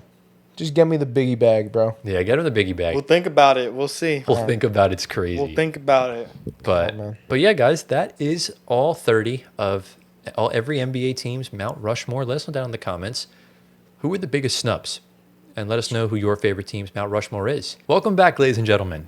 It's a new day, and it's time for NBA Shower Thoughts, everyone's favorite segment. For those that don't know what NBA Shower Thoughts is, it's essentially a question that just racks your brain, gets it critical thinking, stuff like that. Any just random question like, what is the meaning of life, for example. I'm trying to remember what we talked about, Gio, when you had it last time. I can't remember what it was. I can't remember either. That's funny, isn't it? So if you guys want to go check out the last Shower Thoughts, we're going to put the link to it down in the description below. Go watch it. This week, it is my turn. And boys, I have a banger today. This one is a good one because this one actually doesn't come from myself. It's a tweet that we're going to put on the screen from the legend himself, 3Cone. He's a Thunder content creator. Congrats to him on his team winning the NBA championship. I want to experience that feeling so much, but I don't think I ever will. But anyways, here's his question. If you flipped one of the finals results from this century, which one would cause the biggest ripple effect in NBA history? Wow. From Yeah. this century. This century. So Meaning- from the 2000 finals up to now. Oh my goodness, this requires a lot of thought. Oh, it really So we gotta does. think about all those champions. So we got the Lakers in 2000, 2001, and 2002 as well. Did they repeat there? Any championship. Which one would you flip? Pistons. There's a lot here. You can do really anything. Interesting. Okay. Which finals result, in your opinion? Then we got And just Spurs championships. Huh? just for ease of use for the viewers, we're gonna cut here and we'll reconvene once these guys have an answer. The craziest thing is that a quick answer comes to mind, and it's probably last year's, because if Dallas wins, Luka doesn't get traded. Ooh, Interesting. talk about it. Because that was the first one that came to my mind. I guess a little more having more recency, I guess, knowledge of it. But of course, if Dallas wins that, the Celtics also may not blow it up because they're still looking for that championship. Or maybe they do blow it up because they had just signed they just signed Brown to a massive contract. Remember, they just signed Tatum after winning that championship. Okay, so maybe so if we flip the script, so if the Mavericks won 4-1 against the Celtics, it's possible they blow it up. Dallas, we're looking at Luka Doncic still being there, and Cooper Flag is not Ooh. in Dallas. That's Yeah, huge. That is huge. But we'll never really know the full effects of that until maybe like a few more years down the line. But I mean, we could speculate right now. Let's We say, could. for example, that all happens. Let's say the Celtics do sign Tatum to that contract, but they trade Jaylen Brown. Right. Because remember, this is the first championship in this era. If we look back at the Tatum Brown era, when Tatum got drafted, I believe in 2018, they made the conference finals and lost. Then they made the conference finals and lost. Then they lost in the first round because they were injured. They lost in the finals. They lost in the conference finals to the Heat, an 8-seeded Heat that they went down 3-0 to. Almost came back. That could have been the final dagger. Yeah, that could have been. It could have been. That's a good one. I like that It's one. an interesting one. What about you, Gio? This one should be quite simple. Well, I wanted to go to the simple route, but then I wanted to think of other things. The simple route would be the whole Kevin Durant thing. Yeah. All right, that's the simple route. But that's Which only would- one championship, though. But you're talking about 2012, right? Well, yeah, So well, OKC wins that I'm one. talking about OKC. Yeah. Russ, Kevin Durant, Harden. They win that championship. Harden re-signs with the Thunder, and that's a dynasty right there. Easy, all right. So that's the easy route. But I wanted to think of something else, which is in 2011, Chris Paul trade was vetoed by Yes. David Stern. Go to the Lakers. Yes, to the Lakers because in that previous finals, the Lakers won in 2010. That was a back-to-back, right? Yeah. Yeah. So they won 2009, 2010, Yeah. right? And so therefore, David Stern said, no, they just won. You can't add Chris Paul. That'll be too stacked, basically, is what he said. Exactly. And then we never got to see that. So what that meant for Chris Paul is that potentially they could have won another championship. Potentially with Chris Paul, the Lakers could have three-peated, Yeah. right? But we'll never know. Chris Paul could have a ring today and be officially better than Russell Westbrook, but he's not, unfortunately. You're very relieved So- by that, aren't you? I am indeed. Yeah. Because he doesn't have a ring and he's not better than Russ. So It's subjective. To each their own, I suppose. No. Oh, that was what the last shower thoughts was. what? About the Kawhi Leonard, Russell Westbrook thing. Oh yeah. Yeah, That's what it okay. was. Yeah. Chris Paul just made it click. Yeah, Chris Paul's not better than Russ. But yeah, that's an interesting one. Yeah.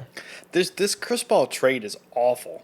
Whoever created this trade. That's probably why Stern vetoed it. Well, 'Cause it no. was so one-sided. It was Chris Paul to the Lakers, Yeah. Pau Gasol to the Rockets. Hornets got Lamar Odom, Kevin Martin, Luis Whoa. Scola, and others. Wait, hold on a second. Yo, Why did he veto that? Wait, yo, did I just hear Nets legend Luis Scola? I haven't heard of that name in years. Wait, why did the Rockets get Pau Gasol? Because it was a 3-team trade. It was a 4-team trade, wasn't it? No, 3. Oh, 3. Okay. So wait, what do the Rockets So- do? They got They just get Pau Gasol? they traded Kevin Martin away because they had Kevin Martin That's it? and Yeah. Scola. Lamar Odom Kevin was from the Martin. Lakers. Yeah. Yeah, it says it was vetoed because the owners pressured Stern about competitive balance and protecting the value of the Hornets franchise. But I guess to answer the question, though, because we're talking about the finals results. So which finals result would you switch then? Maybe, I guess, 2010s? Then maybe the Chris Paul trade would warrant not being vetoed? Because if they didn't repeat, the team wouldn't look as stacked, Yeah, I essentially. mean, 2011s you could easily say, too. Like, if LeBron had won in his first year with Miami, that could have, even more vaulted him up to the top of the all-time debates. It would have been a Right. three-peat. right. So, not too bad. So that's a real thinker. What is your answer to that question? This year's championship. I have two. I have two answers, and they both have insane ripple effects. It's not this year's championship. I think that's just really just a what if, because I don't really think there would have been ripple effects. The Thunder would have been fine. They wouldn't have gotten rid of anybody because they were so far in. It was just one game. Yeah. If you had gotten swept, that's a different story. The first one I want to talk about is quite the obvious answer, and that's probably 2013. 2013 NBA Finals. That was the second in a row for the Heatles, right? So let's say the Spurs win that. Wow. LeBron James would have lost back-to-back finals. Tim Duncan, Yeah, because they lost the year after. I'm not right? questioning. I know it's the fact. Come on, Yeah. don't question Tyler. He Yeah, knows fair. ball, Yeah. bro. But LeBron would have lost back-to-back finals. He only would have one ring at the time, right? Or no, he had one ring at the time because he won one in Cleveland and one in LA. Tim Duncan would have been 6-0 in the NBA Finals. Wow. The same as Michael Jordan. I'm not saying he would have been on the same tier as Michael Jordan, but 6 NBA Finals with a likely 4th Finals MVP. I think he already has 3. Tim Duncan, I think, would have been a clear-cut top 5 player of all time. Wow. And maybe LeBron James isn't the GOAT. Because, I don't know. Because maybe losing back-to-back finals, maybe he goes back to Cleveland and doesn't win a championship. Or maybe he stays in Miami longer. There's a lot of ripple effects that kind of happen here because not only does it hurt LeBron's legacy, but it vaults up Tim Duncan's, who's already got an all-time great legacy. But I don't think Tim would move up that much further, to be honest. are you sure? I don't With think that so. type of resume, with 6 championships and 4 finals MVPs? I don't know if there's anything Tim could have done more on his resume to vault him up anymore. And that's because if you look at Bill Russell, he did everything everything you could ever imagine. 11 championships is not even enough to wear on all Not both on all your fingers, yeah. Yeah. So and he probably has all the MVPs as well to those championships because They're- it's named after him. He doesn't have any of them. Probably would have Didn't though exist. because it's Yeah. named after him, right? Exactly. So it's It's there's not different, much he though. could have done. It's different, though, because the Heat were a super team. The team that ruined basketball for some people because they were so overpowered. That was Take- the Warriors, bro. We didn't know that at the time, though, as I'm saying. Remember, the Warriors started the year after the Spurs won that 2014 Yeah. championship. Yeah. Maybe they even three-peat maybe they beat the Warriors in the playoffs, and maybe they beat the Cavs in 2015. We never know. So there's a big ripple effect. Again, if LeBron doesn't go back to Miami or back to Cleveland, maybe a different team goes to the finals that year. Yeah. The only thing is, in order to be top 5, because that was your original claim for Tim Duncan. Correct, yeah. In order to be top 5, you have to have some level of influence or some level of just flashiness or charisma about you, to where you're the face of the league. Tim Duncan never had that. Well, obviously, but I'm talking about I'm talking about he can't be top career. 5, and it's just not fair to him. Right. But he just can't. I don't what I'm know. saying? LeBron's super athletic. Jordan, super athletic. Magic Johnson, super charismatic and flashy. These are the guys that are top 5. That's Tim fair, I Duncan guess. doesn't fit that mold, unfortunately, because that's the world that we live in. So I can't see it. I don't know. I think he could have made my top 5. If you beat the Heat in 2 straight finals, that's big. Yeah. You would have never lost to them, actually, now that I think about it, because they played the Mavs the first year in the finals. So that was my first one. My second one is interesting, and it's not what you think, but it's the 2021 NBA Finals. This had a massive ripple effect in the NBA. So I'll give you some context, right? The Milwaukee Bucks and the Phoenix Suns, those are the 2 teams in the finals. The Suns took a 2-0 lead. The Bucks came back and won all 4 games to win in 6, right? The Suns didn't really recover from that. They had They had a really good regular season after that. I think they won like 62 games. And then you got blown out by 30 in Game 7 to the Mavs. Fast forward 8-9 months, you trade Mikal Bridges, Cam Johnson, Jay Crowder, and 4 first-round picks and 4 swaps for Kevin Durant. And then you lose to the Nuggets. You trade the rest of what you have for Bradley Beal, and everything just kind of goes into the shitter. You trade Kevin Durant, obviously, now to the Rockets. And on the Bucks end, they haven't been past the second round since they won that championship. What happens if the Suns won that championship? Because not only would the Suns probably not have traded for Kevin Durant, because the team would have been good enough to keep playing, right? Chris Paul, Devin Booker, Mikal Bridges, Cam Johnson, those were good role players. Jay Crowder, DeAndre Ayton would have a ring. Could you imagine? DeAndre Ayton PR would be through the roof compared to what it is now. Yeah. But where would Giannis be if he didn't have that championship with the 2 back-to-back MVPs? Would he still hold that top 20 status that he has now? Definitely not. I mean, he would have to win a championship in another year in order to have that top 20 status. Exactly. Right? That would definitely drop him down at least 10 spots. Exactly. At least. But probably more. You do have to also kind of think about it this way. We obviously know defending a championship is really difficult. There hasn't been a defending champ since the 18 Warriors. Maybe the Bucks don't lose to the Celtics the year afterwards in 2022. That was a hard-fought 7-game series, and the Celtics just came out on top. So maybe the Bucks losing that championship, maybe they just come back and win it the next season. Very much possible. Very possible, yeah. So I think those two specifically, but again, without a championship, I think Giannis, I wouldn't necessarily put him in the same category as an Embiid, but I definitely don't think he'd be put up in the same category as a Jokic or a Dirk. I think he'd be in between. He'd probably be like a top 50 player, top 40 maybe. Right. But it's tough. What are your thoughts? I agree. I agree with that. Like, if you don't have a championship, it's really hard to get in the top 25. Oh, yeah. Top 20. Very hard to get there. You have to be literally generational, inspirational, all that to be. Yeah. You know. I mean, Giannis would still be top 3 players in the league, obviously. But all time, yeah, it drops him, definitely. So, I mean, right now, was he in my top 25 this year? What was it? No. We're talking about all time, right? All time. We haven't done that yet. Oh, wow. Yeah, he probably is top. He's at 30. At worst, he's top 30, but Top he should be a 30. little bit higher than that. Yeah, top 30. Yeah. But again, the championships carry a lot of value. That's why a lot of guys like Barkley, like Nash, like Russ, like Chris Paul, they're all held to a very strict standard. Because, yes, some of these guys have won an MVP or two, but the finals are super important. It's the most important series in the NBA. And if you can't take home a championship, you're going to be looked at a certain type of way. And without that championship, that championship secured Giannis's legacy. Still a Hall of Fame player regardless, but you wouldn't perceive him as maybe, let's say, a top 5 power forward of all time if he didn't win the championship. Right. So Yeah. that's my basis of it. Yeah. But I think that's a cool one. it's not too bad. And then No, just that kind was of good. like browsing through the comments. Obviously, 2025 is a big talking point.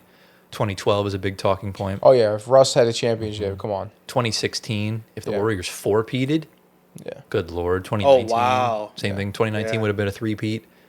It's really tough, man.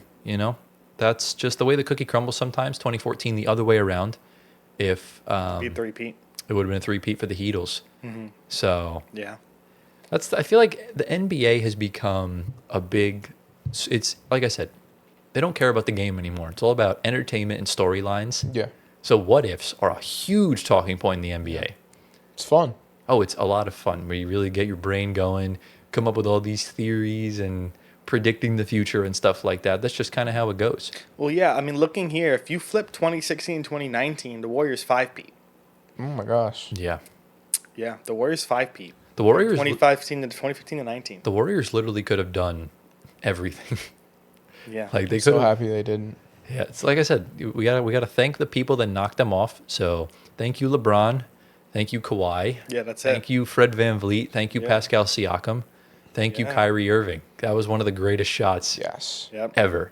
Exactly. That's why I'm so high on Kyrie Irving. The best Robin in NBA history. I don't care. Sky Pippen, my ass. Okay. It's Kyrie Irving. Not Russell Westbrook to Kevin Durant? Nah, Russell can't Westbrook is be. an alpha. That whole time he was the top dog on that team the whole time. That's fair, I guess. Whatever floats your boat. He's an alpha. I'm sorry. KD might have averaged more points per game. Everyone knew Russ was the alpha in that locker room.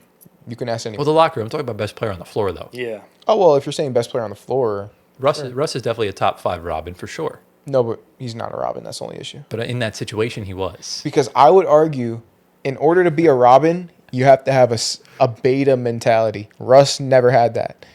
I don't think Kyrie ever did either. I don't think Scotty did either. Scotty definitely Well, did. Scotty probably did. Scotty definitely did. But Kyrie for sure didn't. Kyrie, he No knew his chance. place. He Yeah. knew his role.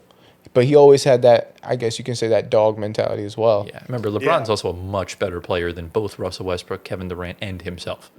So it's like LeBron's in GOAT conversations. Yeah. Yeah. So I guess it is what it is. Yeah. But do we have any sort of final thoughts regarding this? I think this was a good question. It I'm was good. biased. It's good. But That was really good. so yeah, Very different. if we're slow on news next week, Antoine, you will be in charge of the shower thoughts question for episode 75. Make it a good one. Sick. 75 is a big milestone episode. Sick. So, boys, we've reached that point in the episode. Are we ready to get into our second 5 of the preseason power rankings? Let's go. get to ranking. Ladies and gentlemen, welcome to part number 2 of the 2025 Floor Spacer NBA preseason power rankings.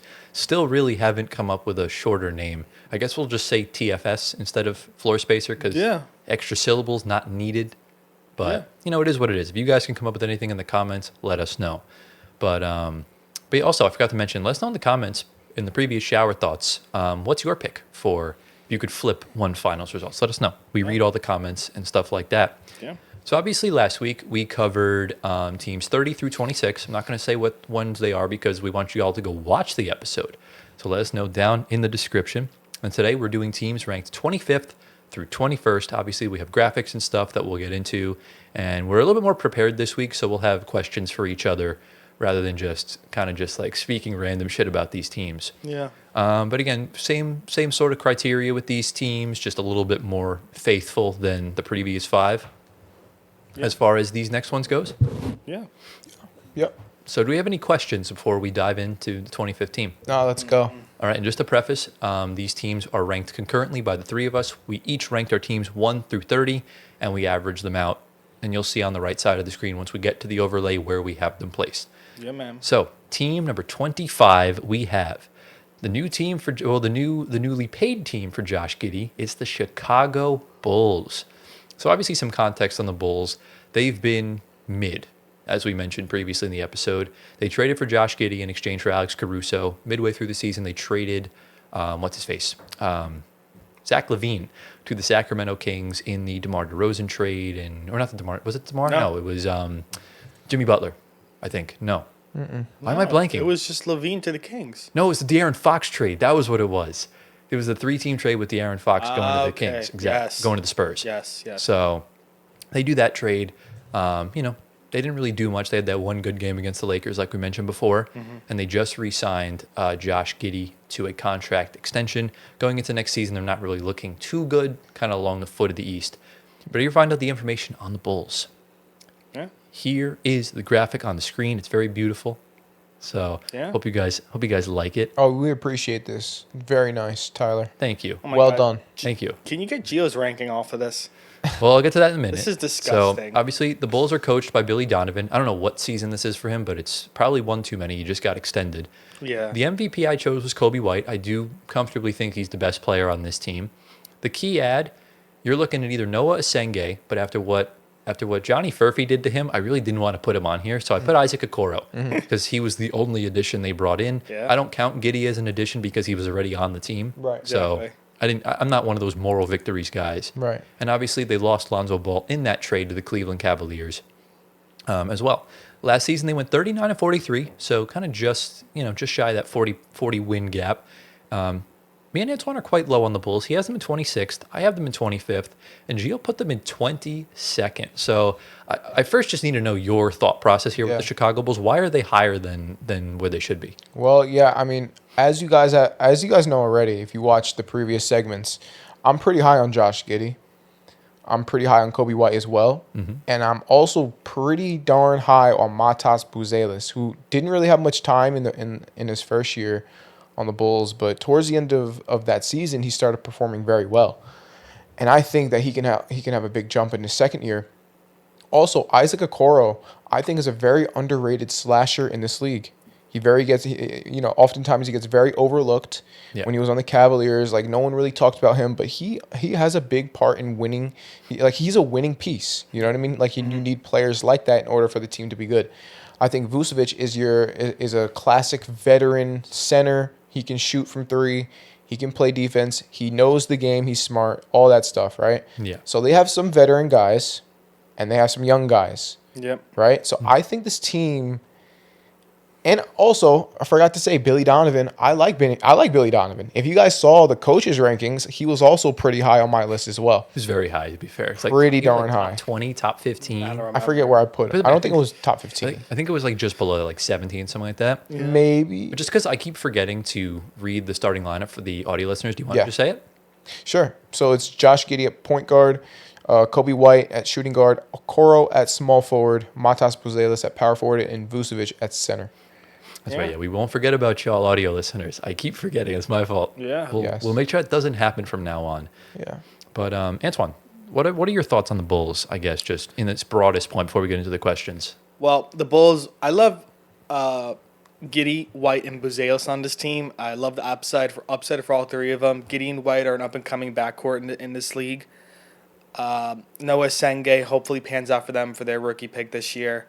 Okoro's a nice add. Vooch is probably going to get moved from the old regime of Levine, DeRozan, Ball, and so on and so forth. Also, don't forget Pat Will. Pat Will could get moved too. Yeah. Slowly but surely, this team is shedding their dead weight. I wish they would shed it a lot quicker because that's what teams do. But I guess they're holding out some hope because I think the backup center to Vucevic is Jalen Smith, if he is still there. I think he's still there, yeah. If not, it's kind of slim. So maybe that's why Vooch is still there for now. Well, you know what it is? It's like the Bulls are a pipeline for the Kings, and the Kings can only take in so many assets at once. So give it a few more months, and you'll probably see Vucevic and maybe Patrick Williams or maybe even Kobe White at this point on the Kings. I feel like just everyone who plays for the Bulls will wind up on the Kings. It's just going to be a vicious cycle. Yeah, I mean, their team's looking a lot better. The rookies are coming in for them. They have two nice pieces in the backcourt. Okoro is a nice addition. Yeah. For a small forward need of losing DeRozan and Levine, obviously. Doesn't score as much as them, but defensive is really good. Yeah. And he'll start. And in Cleveland, he was kind of getting overlooked for that. So that's a nice, same thing. I saw Lonzo for Isaac. Both players get more increased roles for their new teams. I'm hoping for some improvement this year, but I would say it's probably around that same win percentage of 40 to 42 games. Mm-hmm. And they're just going to roll with it. Yeah. That's what I would say. That's understandable. That's good. Yeah. Who wants to ask the question for the Bulls? Well, I think the biggest question is, oh my God, it's kind of, Gotta pick something. I would say, oofa. Do you have a question, Gio? I would say, do we see any All-Stars from the Bulls this year? Oh, wait. Do we think Kobe or Giddey make it in? No. I would think them two probably over any others. I don't think so. I do not think so. I don't think there'll be any space left. all. But if anyone does, it will be Josh Giddey. I think if Really? anyone does, it will be Vucevic. Because remember, that international team, if there's injuries True. and they replace it with an international player, They might need another international guy. that may have to be the Fair. the method. But let me ask you this now, like, Yeah. if this team wants to be the best they can possibly be, like live up to their potential, Yeah. who needs to be the best player on the team in order for that to happen? Ooh, that is a layered question. Well, I think right now, the offense runs through Kobe White. So I would definitely say he is to be disagree. the best. I know it's through Kobe White. I think No, it's definitely through Josh It Giddey. goes through Josh Giddey, but the production is through Kobe White. He's the one that's going to be racking up the points. Yeah. And he's going to have the ball in his hands, Yeah. with the last shots of games. Yeah. 'Cause, I mean, if you think about it this way, the East is so bad, the Bulls have a legit chance to make the playoffs, Exactly. whether that's through the play-in or not. Yeah, I think they'll Yeah. compete in the play-in for sure. I also think this team is going to be a very fast-paced team out in transition. I think Josh Giddey is going to lead that charge, and they have a lot of youth on their side, right? So you'll see Okoro, who's a like I said before, he's a slasher. He runs in transition, great defender as well. He's going to be running the floor. Buzelis, young, fast, thin, athletic. He'll be running the floor. Yeah. Kobe White, obviously, he's super explosive. We know that. So they'll be really good in transition. We just have to see how they'll play in the half court. We'll see how they operate that. And then also on the defensive side, we'll see if they can guard. So those are two big things for them. They have to look out for that this year. Yeah, and their bench doesn't look too bad. You obviously got Trey Jones in the trade for Levine and everything like that. Io DeSumo's there. Kevin Herter's back. And obviously you just re-signed Patrick Williams. It's not a bad bench. Not a bad bench, but I just don't really think this team's going to compete much in the Eastern Conference. So No, at the current moment in time, no. Exactly. Exactly. So yeah. Do we have? How long was that, by the way? That was Ash? 12 minutes. All right, not so bad. It's kind Not of the even. sweet spot we want for these. Yeah. So, do we have any sort of final thoughts, questions, comments, concerns on the Chicago Bulls? Not at all. Yeah, let's All rock. right, ladies and gentlemen, let's get into team number 24. We are heading up north of the border. Shout out to our guy, Fetty, big Raptors fan, and we're doing the Toronto Raptors. So, again, kind of along the lines of a team that is semi-tanking, trying not to be that bad. First full season without OG Anunoby and Pascal Siakam. Kind of letting Scotty Barnes run the show. He had battled injury kind of here and there. You have RJ Barrett and Emmanuel Quickly there for the first time for a full season. They have their moments of good and some moments of bad. Then you trade for Brandon Ingram at the end of the trade deadline. I don't even think he plays because they're just trying to tank. And that's kind of really that. They're along the same lines going into this season and along the same status. So we're ready to find out some stats on the Raptors. Let's hear it. Let's rock. All right, so the Raptors, obviously coached by Darko Rajakovic. I think it's his third season with the franchise. Correct me if I'm wrong, but I think it's his third. MVP of the team, it's clearly Scotty Barnes. I wouldn't have it any other way. Their key ad, it was either Sandro Mamukalishvili, who's really not going to play much, so I put their draft pick, Colin Murray Boyles, who was drafted 9th overall in this year's Can draft. you say that name one more time? Colin Murray Boyles. The other one. Who? Sandro Mamukalishvili. That's an insane name. Yeah. I must say, what an awesome job of pronouncing that. Thank you. So, yeah, Seriously. you just kind of sounded out. Congratulations. No, I only know that because of Ian Eagle, because when we lost to the Bucks in the second round, we played them in a preseason game right at the beginning of the next season, and he made like 5 threes in the first half, and Ian Eagle just kept saying Mamukalishvili. So he also went to Where's he from, by the way? He's that from guy? Georgia. He went to Seton Hall. Georgia. He went Georgia the is a country. country, Georgia, yeah. the country. He went to Yeah. Seton Hall. He went to Seton Hall. One of my friends from town actually was the manager of the basketball team. Pretty Shout cool. out Vinny. Yeah. So he knows him and stuff like that. So yeah, that's kind of the gist of it. They went 30-52 last season, and all of us we are there, boys. 24th for me, 24th for Antoine, and 24th for Giovanni Squatteri. Yeah. And obviously starting lineup projected Emmanuel Quickly at the 1, RJ Barrett at the 2, Brandon Ingram at the 3, Scotty Barnes at the 4, and Jakob Poeltl at the 5. Antoine, just talk about the Raptors. What are your thoughts on this team going into next season? Well, the first thing that sticks out from them is that on paper, this team should be one of the best teams in all of basketball for a player that they have. In all of basketball or in the East? The East. Two different things. The East. I would say the East because if we're getting the prime version of all of these players, we're Right. looking at 20 plus from all of them. Right. If you kind of Except for throw in- Quickly. No, Quickly can average 20 plus. He can, but has Yeah. he, you know? No. I don't think he will. But no, there's a lot of talent on the starting five. Plenty of talent. BI is the toss-up because we don't know what we're going to get from him.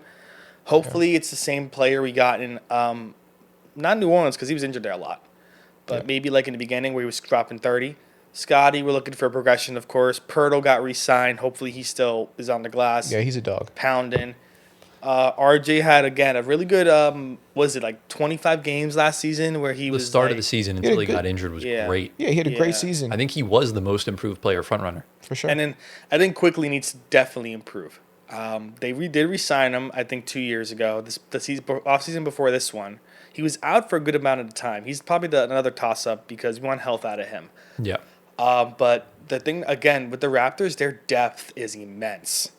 They have a lot of players on their bench that. Can you name some of those bench guys? All right, I will go off. So we got Grady Dick. We have Colin Murray Boyles, of course. We have Sandro Mamukelashvili, of course. We have Jacoby Walter, last year's draft pick. We have Jonathan Mogbo, Jamal Shade. Am I forgetting a name? You are forgetting a big name in Ochai Agbaji. Ochai Agbaji. I don't know any of those last Very three. good. All just nice role players that are you want to have on the bench. Knowing the Raptors, they probably have length. Yeah, they also have Alex Sarr's brother on the team. I believe What's his name? Olivier Sarr. Really? Oh, cool. Okay. Mm-hmm. Yeah. So, But family ties. the thing with the Raptors is we want to see, I guess, more improvement. I think that's the biggest In thing. what area specifically would you say? I think, offensively, I think is the biggest thing because you have a lot of offensive pieces Right, on the starting five and even on the bench. right. Like on paper, there's plenty of guys on this team that could 100%. put up production, put up points and stuff like that. But the only thing is, are they going to mesh together? And I think that starts with your point guard, right? So like, Yeah. I don't know if Quickly is that guy to run this team because the team has talent. If you look at it, they have talent, but is Quickly the guy to really galvanize these guys and really get the best out of each and every individual player collectively and also individually? I don't think he is. I don't think so either. So- I mean, like, this team was bottom 5 in offensive rating last year. Yeah. So they're not really anything that jumps out at you with fear.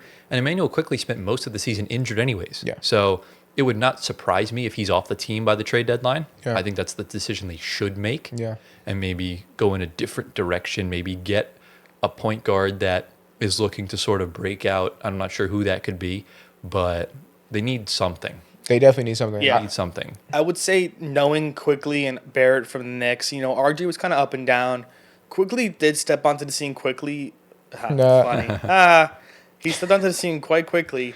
The biggest problem we had with him is that he would just chuck up the ball so many times, and his shooting percentage would be so inflated by that. He's a shooting guard And he, at heart. and he didn't also really play that good defense at times. No.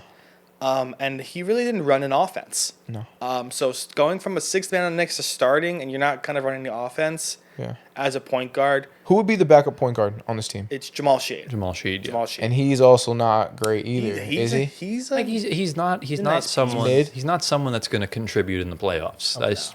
But neither's this Yeah. team. That's sort of the thing. I think they could if they had the right guy at point guard. This team could produce, and I think maybe that's Scotty Barnes. Maybe you have to move Scotty Barnes to the point That's to what I make was that happen, Again. right? Yeah. Because I mean, he's done it before. He has, and yeah. the team looked pretty decent. But the only thing is, Scotty Barnes gets injured, Yeah. and so that brings me to my question: if Scotty Barnes continues to get injured, what do the Raptors do about him? Oh, Do they wow. Right? Fetty, cover your Yeah. ears. Yeah. You trade him. Let's talk.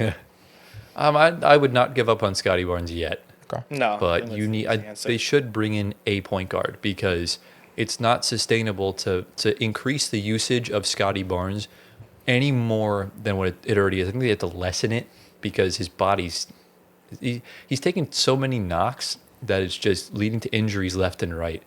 And I just don't really think it's sustainable running him as the point guard, as good as it is. Okay. So Yeah.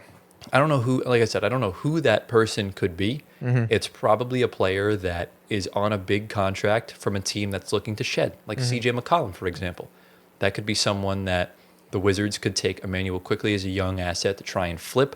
It's just an example. I'm not saying it's a good idea or a bad idea. Yeah. It's just an idea Got it. to sort of make this mesh because the offense is clearly lacking with this team. They really haven't had a good offense in quite some time. And that's something that I hope that they can, improve on over time. Because like I said, on paper, this team should work, right? Quickly's a fast, shifty point guard. RJ Barrett's a great scorer. Brandon Ingram and Scotty Barnes, when they're healthy, are some of the best wings in the league.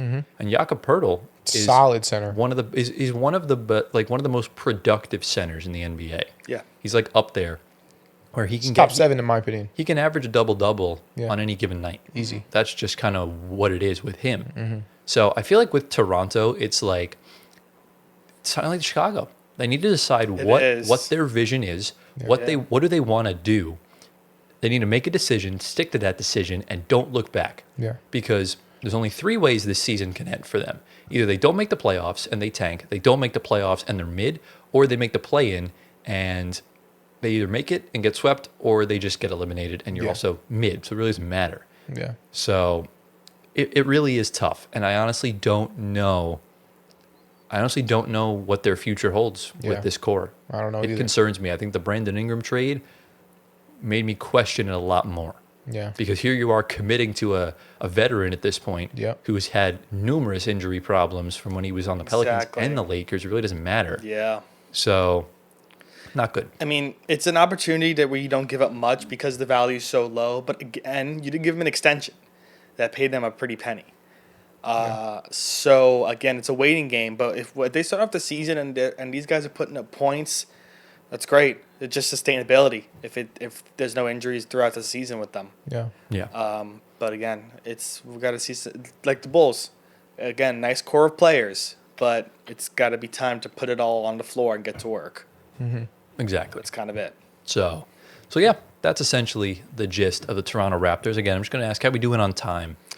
We're at 22 minutes. Perfect. So we're making good time. Like I said, Yeah. we're trying not to make these episodes too long for y'all. Yeah. The furthest we'd go is like 2 hours, 10 minutes. Yeah. So Yeah. we'll try and keep it along those lines. But do we have any final thoughts before we get into our 23rd ranked team? Let's go. Let's go. All right, boys and girls, here's where things get a little controversial in the number 23rd spot. Because we're going for a team that, yes, did make the playoffs. Yes, they did trade their best player. But it is the Phoenix Suns. So, I mean, what didn't happen to this franchise over the past 365 days? You have Kevin Durant on your team. You have Devin Booker on your team. And you have Bradley freaking Beal on your team. Like, on paper alone, where should that at least get you? What should that floor be? I mean, at least like Second conference or third semis. round. Second, third round. Now, what if we were talking about these three on the team 5 years ago? Finals. Exactly. This team finished, I think, 11th or 12th in the conference last season. Like, not even the play-in with Kevin freaking Durant. I understand he was hurt, but, like, come on, dude. Yeah. This team is awful. Yeah. So they fire Mike Budenholzer because it was a disastrous season. They trade off guys like Yusuf Nurkic, who are just clogging up the cap and stuff like that. And then you trade Kevin Durant to the Houston Rockets, and you bring in Jalen Green, Dillon Brooks, a bunch of picks, bunch of other assets and all that stuff. And guys, we ready to figure out some stats? Ready to see some stats on the Phoenix Suns. Let's see it. Yeah. Here we go. So the Phoenix Suns are head coached by, was Jordan Knott the former Knicks assistant too?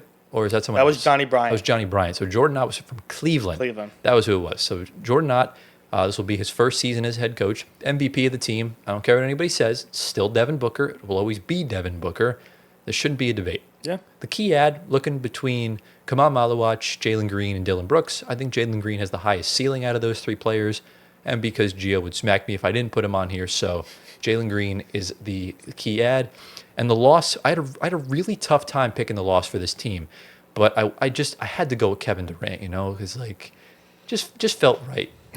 Like had to be Kevin Durant. Like no one wants to see Yusuf Nurkic on this list and stuff like that. Yeah, nah. Obviously, they went 36 and 46 last season.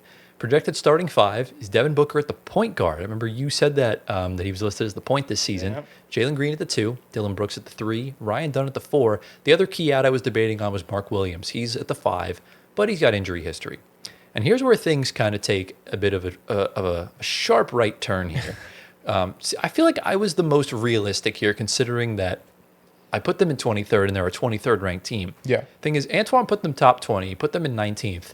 And this is funny, too, because when Gio was driving me home on Monday night, he said, I feel like I put the Suns too low. I definitely did. And you put them in 28th place. Yeah. Third bottom of the NBA. Yeah, no, that's wrong. I need both of you to explain yourself. So I'm going to just straight up say that's completely wrong. It had to have been a typo. I'm going to blame Tyler for that one. He definitely not your fault. It's definitely my fault. I definitely put 28, but I meant to put 23. Okay, I guess. So I guess. I'll just go with that story. That sounds good, so we'll go with that. No, but Gio, Yes. you have to take the blame. Yeah, You know got what? it. I'll take the blame on I this. mean, Exactly. the crazy thing is that he could be right. I mean, he could. Anything is possible, right? But all those guys got to get injured if they want to be 28th, if you ask me. like, do you Because that team is too good to be 28th. Like, it would take the Jazz being serious for this to even have a remote chance at happening. Yeah. And I just Yeah. don't see that happening. It's but, not. but why 20? Why 19th? I think top 20 is a little bit ambitious. No.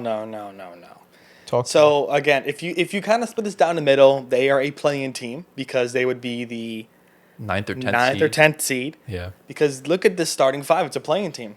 We got Booker, we got Jalen Green, Dillon Brooks, Ryan Dunn. You have two elite defenders Yeah. in your starting five. Yeah. And if Mark Williams is healthy, Solid. that's a win-win. But again, major F. Yeah. I'm a big fan of what they're building in the starting five. I would think if Williams is injured, Malawach steps in, which is another great ad. Regardless, I'm a big Malawach guy, and Mark is great too. Yeah. I think Nick Richards out of the picture. That trade's kind of gone. I mean, he's still going to be on their bench because, Yeah. remember, you want to ease Malawach in. He doesn't really have an NBA-ready body just yet. That's true. So you'll kind of ease him in with those I think minutes. Nick is also kind of productive at times when he does. But again, relying heavily on this starting five looks a lot better. No Bradley Beal. No Tyus Jones. You finally have a center. Maybe it's not the right one, but it's a center at least. I actually don't think he was. I think he was probably the best you were going to get on the trade market Who? for the package you got Mark for Williams. Mark Williams. Williams? Exactly. Exactly. You move on from Nurk as well. Yeah. I have high upside on this team because I like what they did in the offseason. I like the players they have. The head coach I'm a little high on, like in the coaching rankings, as you saw. I think they're heading in the right direction. So I give Matt Ishbia his props for finally figuring out his team. If this team doesn't work, I have nothing else to tell you, Matt Ishbia. I think it's when this team doesn't work. If you have Yeah, a and line. can I tell you why it's not going to work? Tell us. And listen, I'm not mad at it. I'm not mad because I was pretty high on the Jalen Green. I like Jalen Green. A lot of people don't like Jalen Green. Oh, I well, personally like Jalen Green. we didn't I know like that. Dylan Brooks as well. We didn't know that. No, because this is a previous episode, probably I know. 2 We know months you ago. like Jalen Green. Okay, Yeah, we know. I didn't know that though. you didn't know that? No, it was Okay. some big news to me. All right. So, anyways, the only reason why this is not going to work is because they don't have a real point guard. Like I said before, they have no one that's going to facilitate this team. Devin Booker is not a point guard. Far He is from it. very far from it. Far he from is it. a pure shooting guard. Same thing with Jalen Green. Yeah. I mean, Yeah. I don't see how this is going to mesh without a pure point guard here. So that's the only issue with this team. That's why I wouldn't put them top 20. If they did have a point guard in there, I would then place them top 20 for sure. And that was my main reason for putting them out of the top 20. Because remember, like we always say, I feel like, I think Channing Frye had said this on NBA Today the other day. He listed like 5 things that every NBA team needs to like win a championship. And if I can find the picture, I'll put it on the screen, just as like a placeholder for the next like minute or so. But I'm pretty sure it was like, let me see if I can find it in my Twitter bookmarks right now. A pure point guard is probably one of them. A pure point guard, I believe, was one of them. A Because rebounding center or something. I'm looking for it right now. But essentially, you need a point guard. Point guard is what makes the offense click. Like, why do you think this team was so disjointed when they had Bradley Beal last year? Because you were starting him alongside Devin Booker and Kevin Durant. None of those guys are true playmakers. Like, let's say, for example, I mean, even the teams that did well in the playoffs, right? SGA, elite point guard. Tyrese Halliburton, elite point guard. Jalen Brunson, elite point guard. Mike Conley, Yeah. not an elite point guard, but he's a good point guard. Yeah. Serviceable enough. He's a 17, 18, 19-year veteran. You run their offense, yeah. Exactly. So that's obviously an important thing. And even, teams that have like rising stars coming up into this league, Dylan Harper, for example, for the Spurs, is going to be a really good point guard in this NBA. So it's kind of along those lines. I can't find the thing from Channing Frye. I can guess it for you. I mean, you'll definitely need a defensive I found it. center. Found okay, it. my fault. You I got found it. So the 5 things: you need a homegrown talent, Okay. a star talent accepting a different role, a player in a contract year, a coach that gets players to buy in above themselves, and then team synergy off the court. And I feel like a point guard kind of fits the mold for all of that because the point guard can be a homegrown talent, like not SGA, what's even? Allie. Oh, he's not homegrown. No, he's not. Like Trae Young, let's just say, Trae for Young, example. yeah. Trae Young. He's made a conference finals. Yeah. Star talent accepting a different role, Jamal Murray. I think that's obviously one of them. Yeah. Player in a contract year, let's just say Bruce Brown on the Nuggets in 2023. On a contract year, was playing the backup point minutes, was playing for money. A coach that gets players to buy in above themselves. I feel like Rick Carlisle, Mark Daigneault did a brilliant job at doing that. And then team synergy off the court. You see how close-knit that Thunder team is in the post-game interviews. Yep. That's all necessary. I think the Suns lack all of that in a very hilarious way. Yeah. Well, we know they're not a championship team. We were just debating if they're top 20 or not. Yeah. Right. So they're nowhere near championship. Exactly. But not But having top 20 any, is up for grabs, I think. but not having any of those things is like glaring enough. Yeah. Yeah. It is. But again, the players they have a lot of talent They got time. at the end of the day. So it just depends if they mesh together. I mean, we'll see what Jordan Ott can do. That was the Nuggets guy, yeah? No. Jordan, no, it's Cavs. That's Oh, my Cavs fault. guy. David Wait, Adelman's I'm the Nuggets yeah, guy. yeah, Yeah. I don't know. Yeah. But I think it's only up from here for them. I think they finally figured it out, like I said, hopefully. If not, I have nothing else for you to figure out, I guess. Yeah. You can't be cycling head coaches. They're still paying 2 head coaches off the books right now. Aren't they Yeah. paying 3? Is it Monty? Paying Is it Monty. Vogel? Vogel, yeah. Damn. And Bud. But, and obviously That's now they're paying Jordan Knott. So I'm not sure if they're done paying Monty or not, but they paid Monty a bag, so not good. Monty Williams is chilling, though. He's getting paid by both the Suns and the Pistons. Insane. Oh, he's chilling, bro. And he crazy. got he got even more money from Detroit. You So, did, yes. So That's sad. Yeah, so listen, the Suns, this is the time. No more head coach firings. Yeah. do we have a question regarding the Suns? Or was that kind of the question? I think that was the question. Are they a top 20 team or No. not? They are. I think For me. no. You say yes. Tyler says no. I think How about this? I'll ask this. Will they make the play-in this year? that's tough. I think we're Not in the pushing West. a little bit. I would say yes. Not in the West. In the West for me. I can't You get want to on bring board up the with West that. teams? Because look, it's name the West teams. Screw it. All right, so we got Mavericks, we got Houston, we got Thunder, Nuggets, yeah, Clippers, Lakers, yeah. Timberwolves. Timberwolves, Spurs. I'd take the Blazers over the Suns. Really? Yes. Oh, no. Quite That's easily, close. yes. That's Close. Who else is in that category? Oh man, Pelicans maybe. No, we had don't them. think so? We Wait, literally, if they're healthy. We literally had them bottom 5. I know. That's I would put what's their faces? I Grizz? put Memphis, Sacramento. Yeah. I'd put a bunch of those teams in front. It's already like 10 or 11 Yeah. teams. yeah, no. Yeah. And that's the problem too. I think this team needs to stay healthy to make the play-in. And if you look at it this way, Devin Booker's got an injury history. Yeah. Jalen Green, fine. he's just Not as much. He's just inconsistent with his production. Dylan Brooks, same exact thing. Ryan Dunn, we don't know, and Mark Williams literally failed his physical Yeah. in a trade. So Yeah. kind of a red flag. Their Yeah, bench no. looks okay. I mean, Colin Gillespie, Grayson Allen, Royce O'Neal is okay. Right. You know, We'll see, man. it is what it is, I suppose. Yeah. So, do we have any final questions, comments, thoughts, concerns on the Phoenix Buns? Nah. No. All right, we ready to get into the penultimate team? Yeah. All right. So, guys, obviously, when you mention the word Amen Thompson, what is usually followed by that? Asar Asar. Tom. Sar Thompson. Remember, they're all together. They're never separated. One is always with the other. So, when I talk about the Chicago Bulls, who is aforementioned afterwards? Mike. No. What team is aforementioned with the Chicago The Bulls? Sacramento The Kings. Sacramento Oh. Kings is our 22nd ranked team. They just can't escape each other. They're the same thing. Yeah. So obviously the Kings had a whirlwind of a 2024-25 season. You come in with a disjointed team. They lost in the play-in last year after eliminating the Warriors. You fire Mike Brown in a very heinous way. Then you trade De'Aaron Fox to the Spurs, and you just recoup Zach LaVine. You don't get any first-round picks. You don't take any young talent. You don't do any of that. Shameful. And then you have an even more butt season. I think they made the play-in and lost to the Mavs, if I'm not mistaken. I could be wrong, but disaster of a season. Doug Christie did get promoted to permanent head coach, and that's kind of the quick story with the Sacramento Kings. Ready to get into the stats? That's it. Here are the stats on the Sacramento Kings, obviously coached by Doug Christie. This is his first full season as the main head coach. Their MVP, I put Domantas Sabonis. I think at this point in his career, he's like at worst a top 40 player, whereas DeMar and Zach LaVine, I think, are a little bit below that. The key add, in my opinion, is Dennis Schroeder.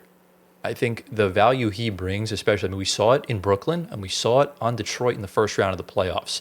He is the epitome of value and leadership, and I think that team desperately needs it. Mm-hmm. And the key loss is their only loss of the season, which is Jonas Valanciunas, who got traded to the Denver Nuggets in exchange for Dario Saric, who was the furthest thing from a key add. Yep. Projected starting 5, Zach LaVine at the point, Malik Monk at the 2, DeMar at the 3, Keegan Murray at the 4, and Domantas Sabonis at the 5. They went 40 and 42 last season, And again, pretty standard here. I put them in 22nd, and you guys put them in 23rd. Yeah. I think there's one issue with this starting lineup, the projected starting lineup, and that is they have 3 shooting guards in the starting line in the starting 5, right? That's an issue. Yeah. And you have Dennis Schroeder on the team. I don't know about you guys, but I think he's the only point guard on the team, so why is he not starting? Him and Devin Carter. Well, kind of Well, it. Devin, the best point guard on the team, let's say that. Yeah, Yes. that's what I'm saying. But like, I just don't know. Because Why is he not starting? Would you start him if you're the coach? I would. Okay. I would. And so who would you bench? Monk. That's the toughest question because Monk wants to start, but they're Yeah. trying to trade Monk to try and sign Russell Westbrook as the backup point guard. So let's say in any situation you get that done, you can start. You could start Dennis Schroeder. Schroeder at the 1 with Zach LaVine moved down to the 2. The other 3 remain where they are. It's fine because DeMar is a small forward. Keegan Murray is a power forward. We all know Sabonis is one of the best centers in the league. So, I feel like it's the Suns' problem. There's no true point guard in the starting lineup. Yeah. I think Dennis Schroeder is going to earn his stripes throughout the season pretty quickly, Okay. if you ask me. Like how many games would you say? Like Give it. 5, 10, 15, 10, 15? I'll give it by the end of the group stage of the NBA Cup. Okay. Okay. So right around the beginning of December. So Antoine, talk about the Sacramento Kings. Talk about Sac Town. Oh my goodness. Why you always do that? This bro? team's all over the place. That's all I have to say. And I would say Gio though we may have to revisit this before the season starts because if Russ gets added to the Kings, he's Yeah. going into that ad instead of Schroeder, right, That's Gio? Absolutely. I don't think You so. know it. I don't think so. No, I don't think so. so. I also don't think so. I I, don't think think so. Schroeder's At this gonna- point, Schroeder is more valuable. Exactly. Of course, these players are a phenomenal bunch. Besides Keegan Murray, sorry, I've been kind of high on you for so long. You kind of stink. You've been hating on him for the past on year. who? Keegan Murray? Kind of stinks. Yeah. But Sabonis, he could be the nice piece at the deadline if things don't go well. Yeah. Teams What do you that mean, need like a to center. trade? Yeah, teams that need a center. DeRozan, Levine, no one's taking on those contracts. Monk, we'll see. Dookie. Schroeder staying. I think here. Wait, can I just say something? Yeah, really go quick? ahead. Yeah, go for it. I think at this point, right now, DeMar DeRozan might be one of the most overrated players in the league, Ooh. according to 2K, because he's still an 88 overall somehow. I don't know how that's Yeah, but possible. he's making a very cheap contract. I can't call him overrated off of that basis alone. But he's an 88 overall in 2K. He's nowhere. He's 84 maximum, if you ask me. I mean, I'm sure he'll get downgraded as time goes But still, on. he's too high. And then I would say Sabonis is one of the most underrated players in his Yeah. position in the league. So that's just Yep. interesting. I was gonna say, I forgot what their bench looks like. Let's see, I have it. I'll tell you, I have it right up here for I It's you. gonna be Russell Westbrook. Dennis Schroeder, Keon Ellis is still in the pits of hell in this franchise. Ellis. They drafted Neek Clifford. They signed Drew Eubanks. They still have Doug McDermott, Devin Carter, and Doug McDermott. do we want to mention Dario Saric? Like He's so bad. he's bro. he's Why is he not in the it. D League, bro? The G League. My fault. Yeah, I will say I'm a big fan of Neek Clifford, their first round pick. It's just sad he's going to Sacramento. I mean, on paper, this Kind team of doesn't look that bad. purgatory. No, This Yeah, team- I guess, but this team bleeds playing. I wanted more for Neek Clifford to go to a contender. Can but I it's say okay. this? Yeah. If Russell Westbrook goes to this team, Oh my Here we god! go. no, Here we no, go. this is a question for you guys. Oh, There okay. I thought you were we gonna go. say like they were gonna win the finals. Or I some did shit. not. I'm not gonna say Russell that. Westbrook is not starting.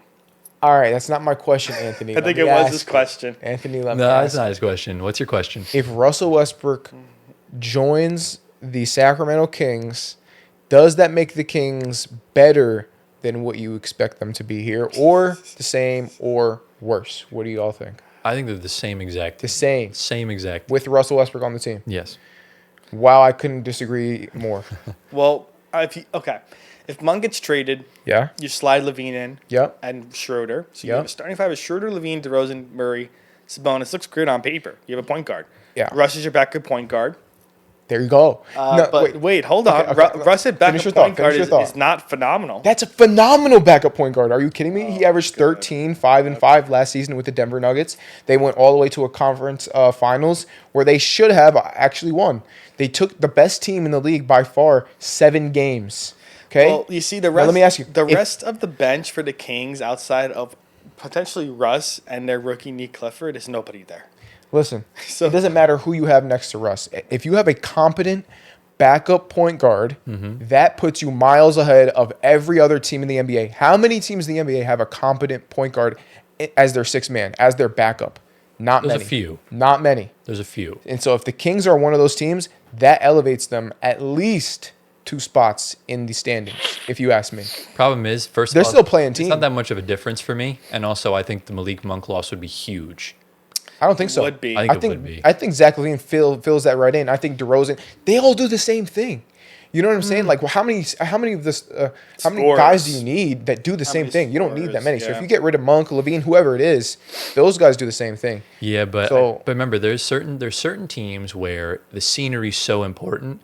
Where I feel like if you lose that person on that specific team, it's going to hurt you. And I think Malik Monk is a heartbeat for that team. I don't think so. He's I only think been so, there absolutely. for a year or 2 years or something. He's been great for them since He's he's been gotten good. there. He's been incredible for them. But because he's had to. He's had to step up. No one else stepped Exactly. up. But I'm saying easily Zach LaVine could fill that role. Easily DeMar DeRozan as well.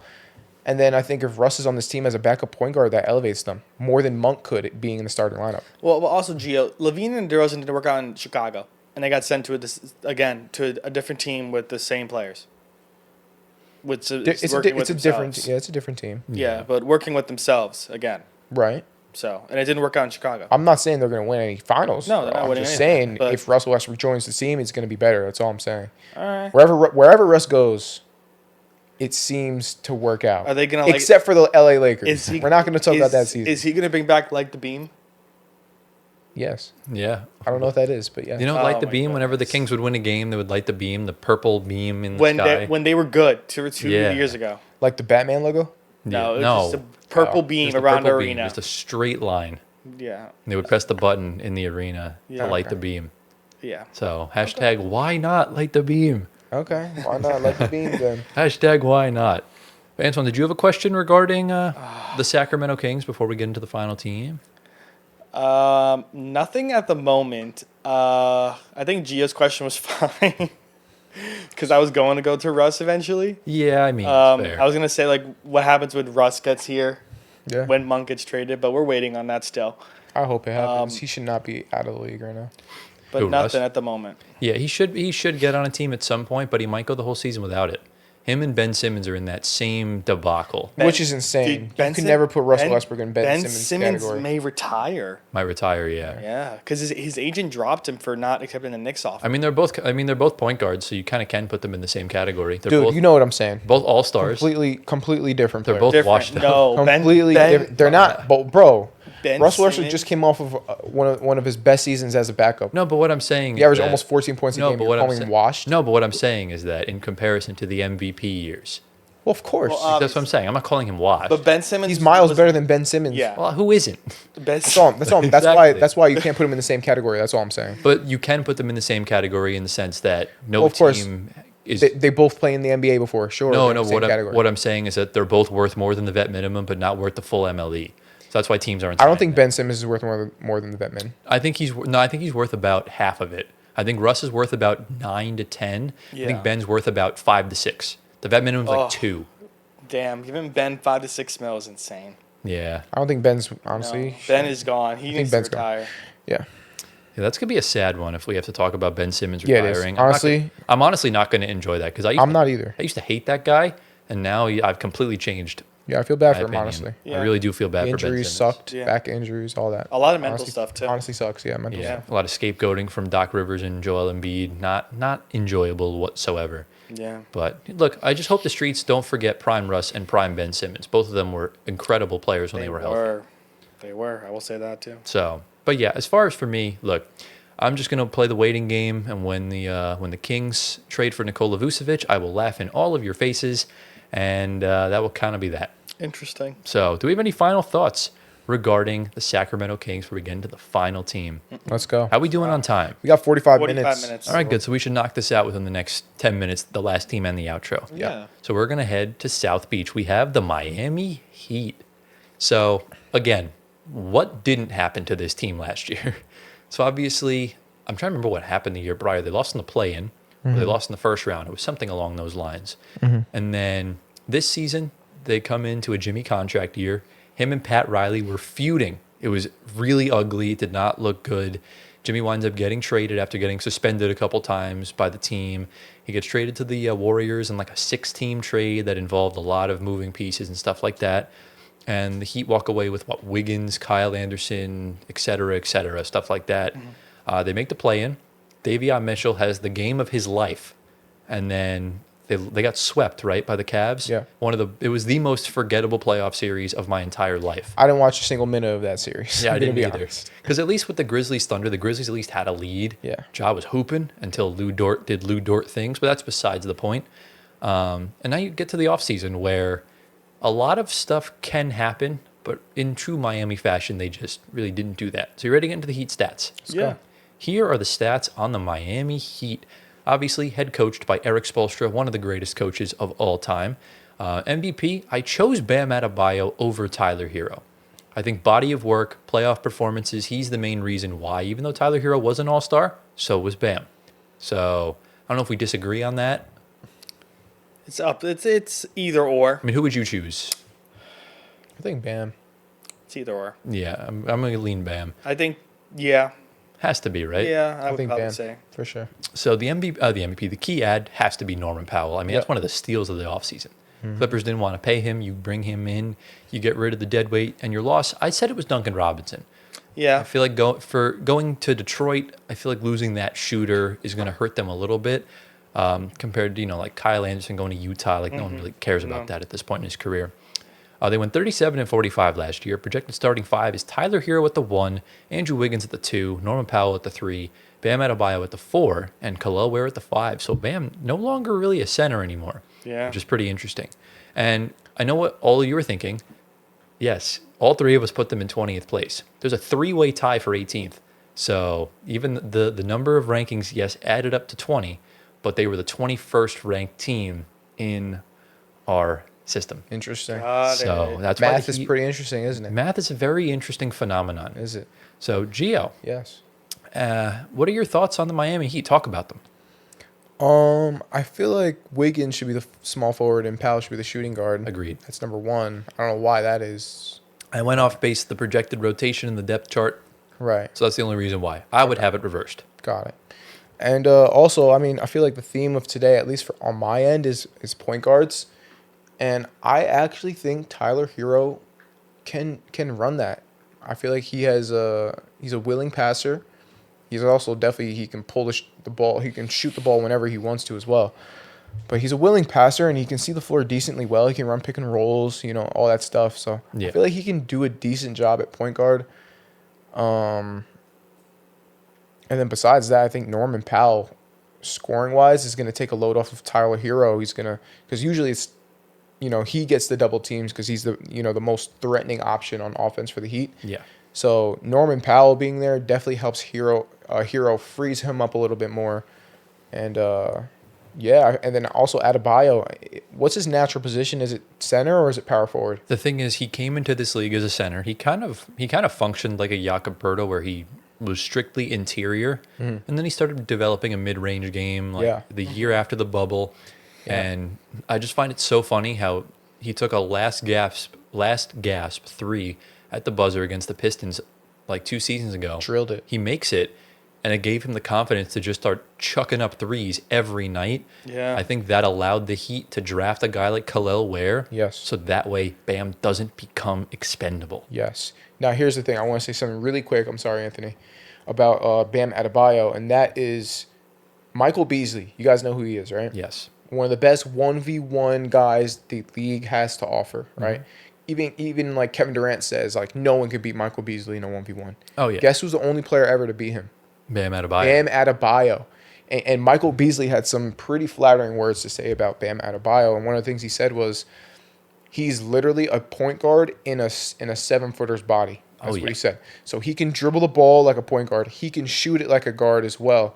And now, like you said, he has the confidence now to shoot it after hitting that game winner. Exactly. That opens up the world to Bam Adebayo. I think he is an outstanding player, far better than we have got to see how good he is. And I think part of that is because Eric Spoelstra being as good of a coach as he is, he also tends to like limit some players and make sure they play within their role. Yeah. I think Bam Adebayo has insane potential, and we're only seeing the surface of what that is. Exactly. I hope we get to see more from Bam Adebayo this year. And look, he's only 28. Yeah. And looking at his three-point statistics from when he came into the league, he was ranging anywhere from 0% to 20%. And the past 2 seasons, he shot the exact same at 35.7%. That is obscenely good. Yeah. Like we're talking like Lou Dort levels of improvement Right. from behind the 3-point line. Right. So just imagine at the 4, I think he could shoot 40% from 3. Yeah. I think it could happen. Yeah. I think Bam can quickly, I think he could be what everyone thought if Brook Lopez was shooting threes in his prime. Yikes. I think, and Bam's more athletic, More athletic. more sure. versatile. He can handle Dribble. the ball Yep. better. I think Bam is what a juiced up Brook Lopez would have Yeah. looked like in his prime. Because look, Yeah. Brook Lopez, while he wasn't like perennial all-star, he's no slouch. Yeah. He was very good. Yes, I'm a biased Nets fan, but he was great. Yeah. I would But- even compare Bam to Giannis.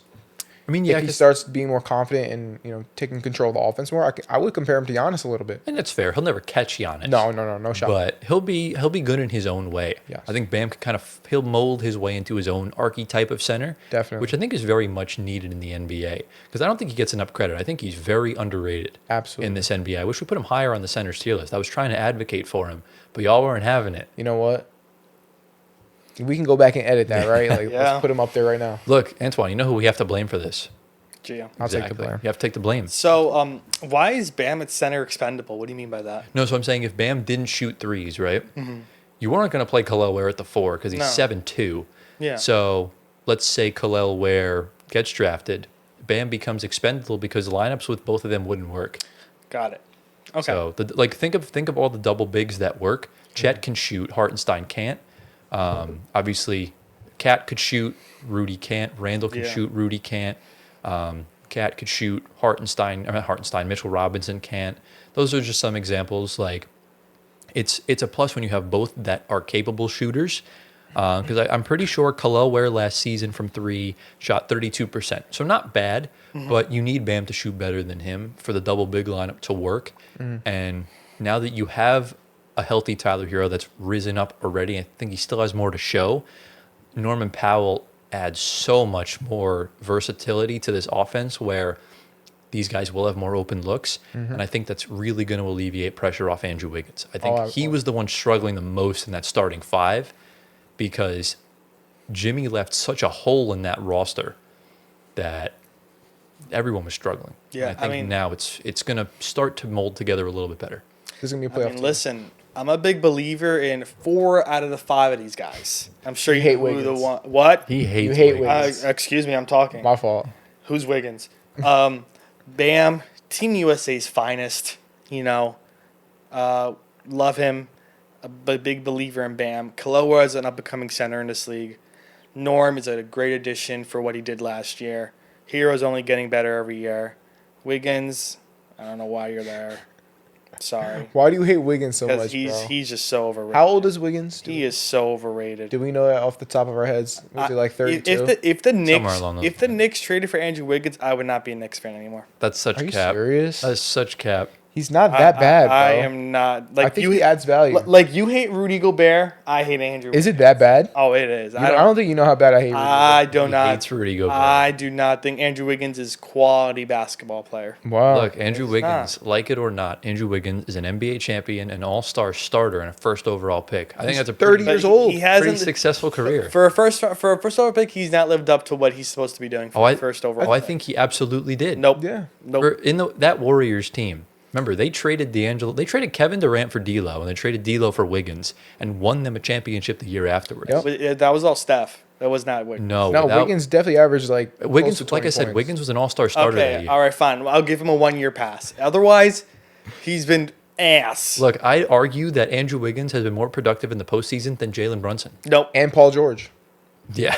Well, listen. I mean, this Heat team is probably going to be playing, but the starting 5 overall is a lot better than the Bulls and what was the other East team we're talking about? The Bulls, The Raptors. yes. Because like all quality around starting five, but this quality is all-star level quality. Norm is almost all-star level quality. Hopefully, maybe this year he gets it. I would give it to him right now, but like he just didn't get the vote, Exactly. which sucks. And then Khalil's up and coming. They had a decent draft. They got Yakuchonis. He could obviously fill in that point guard eventually once he's ready because he's a starting point guard. He's a purebred point guard. Yeah. That would probably shift Hero to the 2. And Remember, they still got Davion Mitchell on and the bench. Davion. Yeah, they got some and dogs, Davion. man. They still got Jaime Jaquez. Listen, We just this don't. team. We just don't know what's happening with Terry Rozier. Right. They want to trade him, Yeah, get him out of there. but who wants him? It's like really the question. Look, if Khalil Khalil. Ware, if he works out as a center and Adebayo thrives in his role as a power forward, and then Powell fits in, I think this team is easily a playoff team, especially run by Eric Spoelstra. So Oh Well, yeah. yeah, in the East. Put it this way: I think Khalil Ware's got a top 5 center ceiling in the NBA right now. wow. Yeah, he's gonna be good. I have a Is that lot. a bold prediction, I have a or is lot. that just- I have a lot of stock in this kid. I Okay. think he's going to be insane. Okay. Yeah. Mainly because of Eric Spoelstra. Yeah. I think he develops players the right way, Yeah. and I think he's going to do wonders for this kid. Okay. It's going to be really good to watch. Hassan Whiteside 2.0 or better? Better. Okay. Better on the side. Better. Remember, Hassan Whiteside was like a 15-second wonder. Yeah. So But he was really good for that one Oh, year. dude, Hassan he was was really good. obscenely good. He was insane on the 'cause blocks. Hassan Whiteside was like prime Kareem for a year and then Yeah. turned into Marquise Chris. Yeah. We're talking about Khalil Ware that's got the potential to be Wemby light. Wow. Okay. Yeah. Okay. We'll I see, guess. man. I don't know We'll about see. that. I don't know if Why he I can said shoot like why I Wemby, said but- light. I said Wemby light. Okay. Wemby Without the shooting. light. Wemby light. Wemby Oh. without the shooting, Not minus a Wemby couple light. inches. It's like Walmart Wemby. Yeah, I Got it. guess. That's how I view Khalil Ware. Okay. Got it. But I'm very excited for Norman Powell Yeah. in Miami. Yeah. All right, let's see it. I'm big guy. gonna hate those games against him because he just always kills the Nets. Yeah. But you know what? We're trying to lose. So you know what? Go off Norman Powell. Watch, we'll probably go 1 of 12 now from 3. Yeah, right. But so yeah, that's kind of the gist with the Miami Heat. Do we have any other questions, comments, concerns regarding the Miami Heat or anything like that? Nah. That's rock. So yeah, ladies and gentlemen, that concludes week number 2 of our 6-part mini series of our preseason power rankings. Let us know down in the comments. You know, let us know your thoughts on any of these teams. Who do you have, going XYZ or anything like that? I forgot what I said last week. But we get to head into the outros, boys. Yeah. And with that, that brings us to the end of episode number 74 of the Floor Spacer podcast. Gio, G of the week and the word of the week. What is the word for people to comment at home? The G of the week. Shout out to.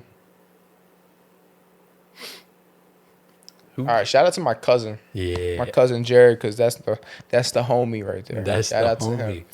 Shout out, Jared. Shout out Jared, and the word of the But week. did he go to Jared?